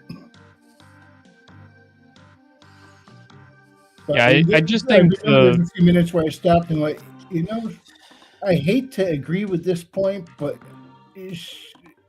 she might be kind of right, why does she look like Dana Scully? She looks like Gillian Anderson. She's just got to turn her head and you see her huge nose. I will say this, and I know like Harlequin novels have been around since forever, but like so much mainstream like fantasy, sci-fi, and like just about every genre is just variations on Harlequin novels, This is not a good time for my button to stop working. just with monsters. And tell me about these novels. Like I was recently given a sci-fi gift, a sci-fi book as a present. Okay. Where it's basically a time travel story, but it's a full-on like basically a fan fiction romance, and it's like it's far from being the exception to the rule. Like it's all over the place. It's basically romantasy. Oh, okay. So there's just a lot of romance in the center of it. A lot of romantasy. That is kind of like the predominant genre, and it's like it's pretty much exclusively for like single ladies, pretty much. Hey, single ladies. Hey, single ladies. Any minotaurs in there? No, not this one. It's far from the worst.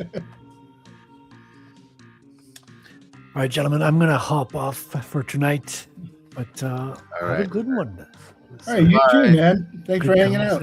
Yeah, I'll catch you later. Catch you tomorrow. See you tomorrow, man. God Later, bless, folks. Frederick. Thank you. And I think I'm going to bump out too because, The Exodus begins. yes. Yeah, I'm gonna Just have for now to- that Frederick's here, to hell with you guys. I'm gonna have to as Screw you well. guys. Go home. As soon as I finish this game, I'm going to be ending the stream too, and I'm on my way out. I'm doing that classic get out before the planet blows up bit now. So, what do you guys think of Hogwarts Legacy? Is it worth $6? I think so. Anyways, later, guys. Have a good one, Herman. Thanks for hanging out. See you, Herman. Can I be evil in that game? Can I murder people? For $6, I think that's a decent deal. Yeah, I don't know if I can murder people though. I want to be a serial killer. It's cool. All right, I think I'm gonna hop out for tonight. What was that one you were playing, James? Where you were playing something like that, where like you Yeah, had a that's party and- Party Hard. You think about Party Hard, where you play a literal serial killer and got to clear out an entire party. All right, God bless everybody. God Yeah. bless, man. See you later. Squeak, squeak. Squeak, squeak. Party Hard, ladies and gentlemen. It is the afternoon hours. You are home from work, you are resting, you're watching video games and listening to loop music. Welcome to your existence. It's not that exciting. Everybody leaves and I hit the credits He hits the credits. right after they left. Well, we've been going 3 hours. We usually just do this 2 for 2, so Yeah, you've been can't grab pushing it them. lately. yeah. Well, when I haven't played this in months and months. When Oh, I knock the rust off, I could finish this in 2 hours 20 minutes. I think my best time was 2 hours and 14 minutes. But this took me over 3 tonight because I haven't played in forever, and I just kept doing dumb things and get dyslexic on the buttons and got to wake up that muscle memory. righteousness. But we are all done, I suppose. World. I hope you had an enjoyable night watching us chat and not saying anything for periods of time, but then chatting again. Oh, I am like the best when it comes to the awkward silences. We are here, world, for you. But now the time has come for you to go elsewhere.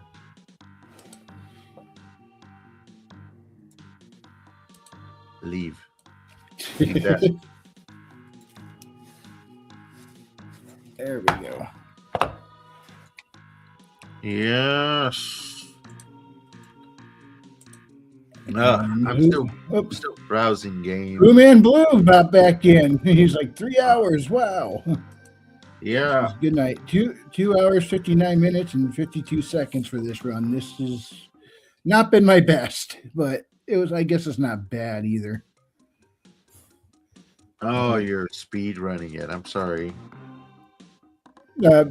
At this rate, I wouldn't call that a good speed run whatsoever, but I was trying. It's just unpracticed forever, and it is you're what it better is. than speed running.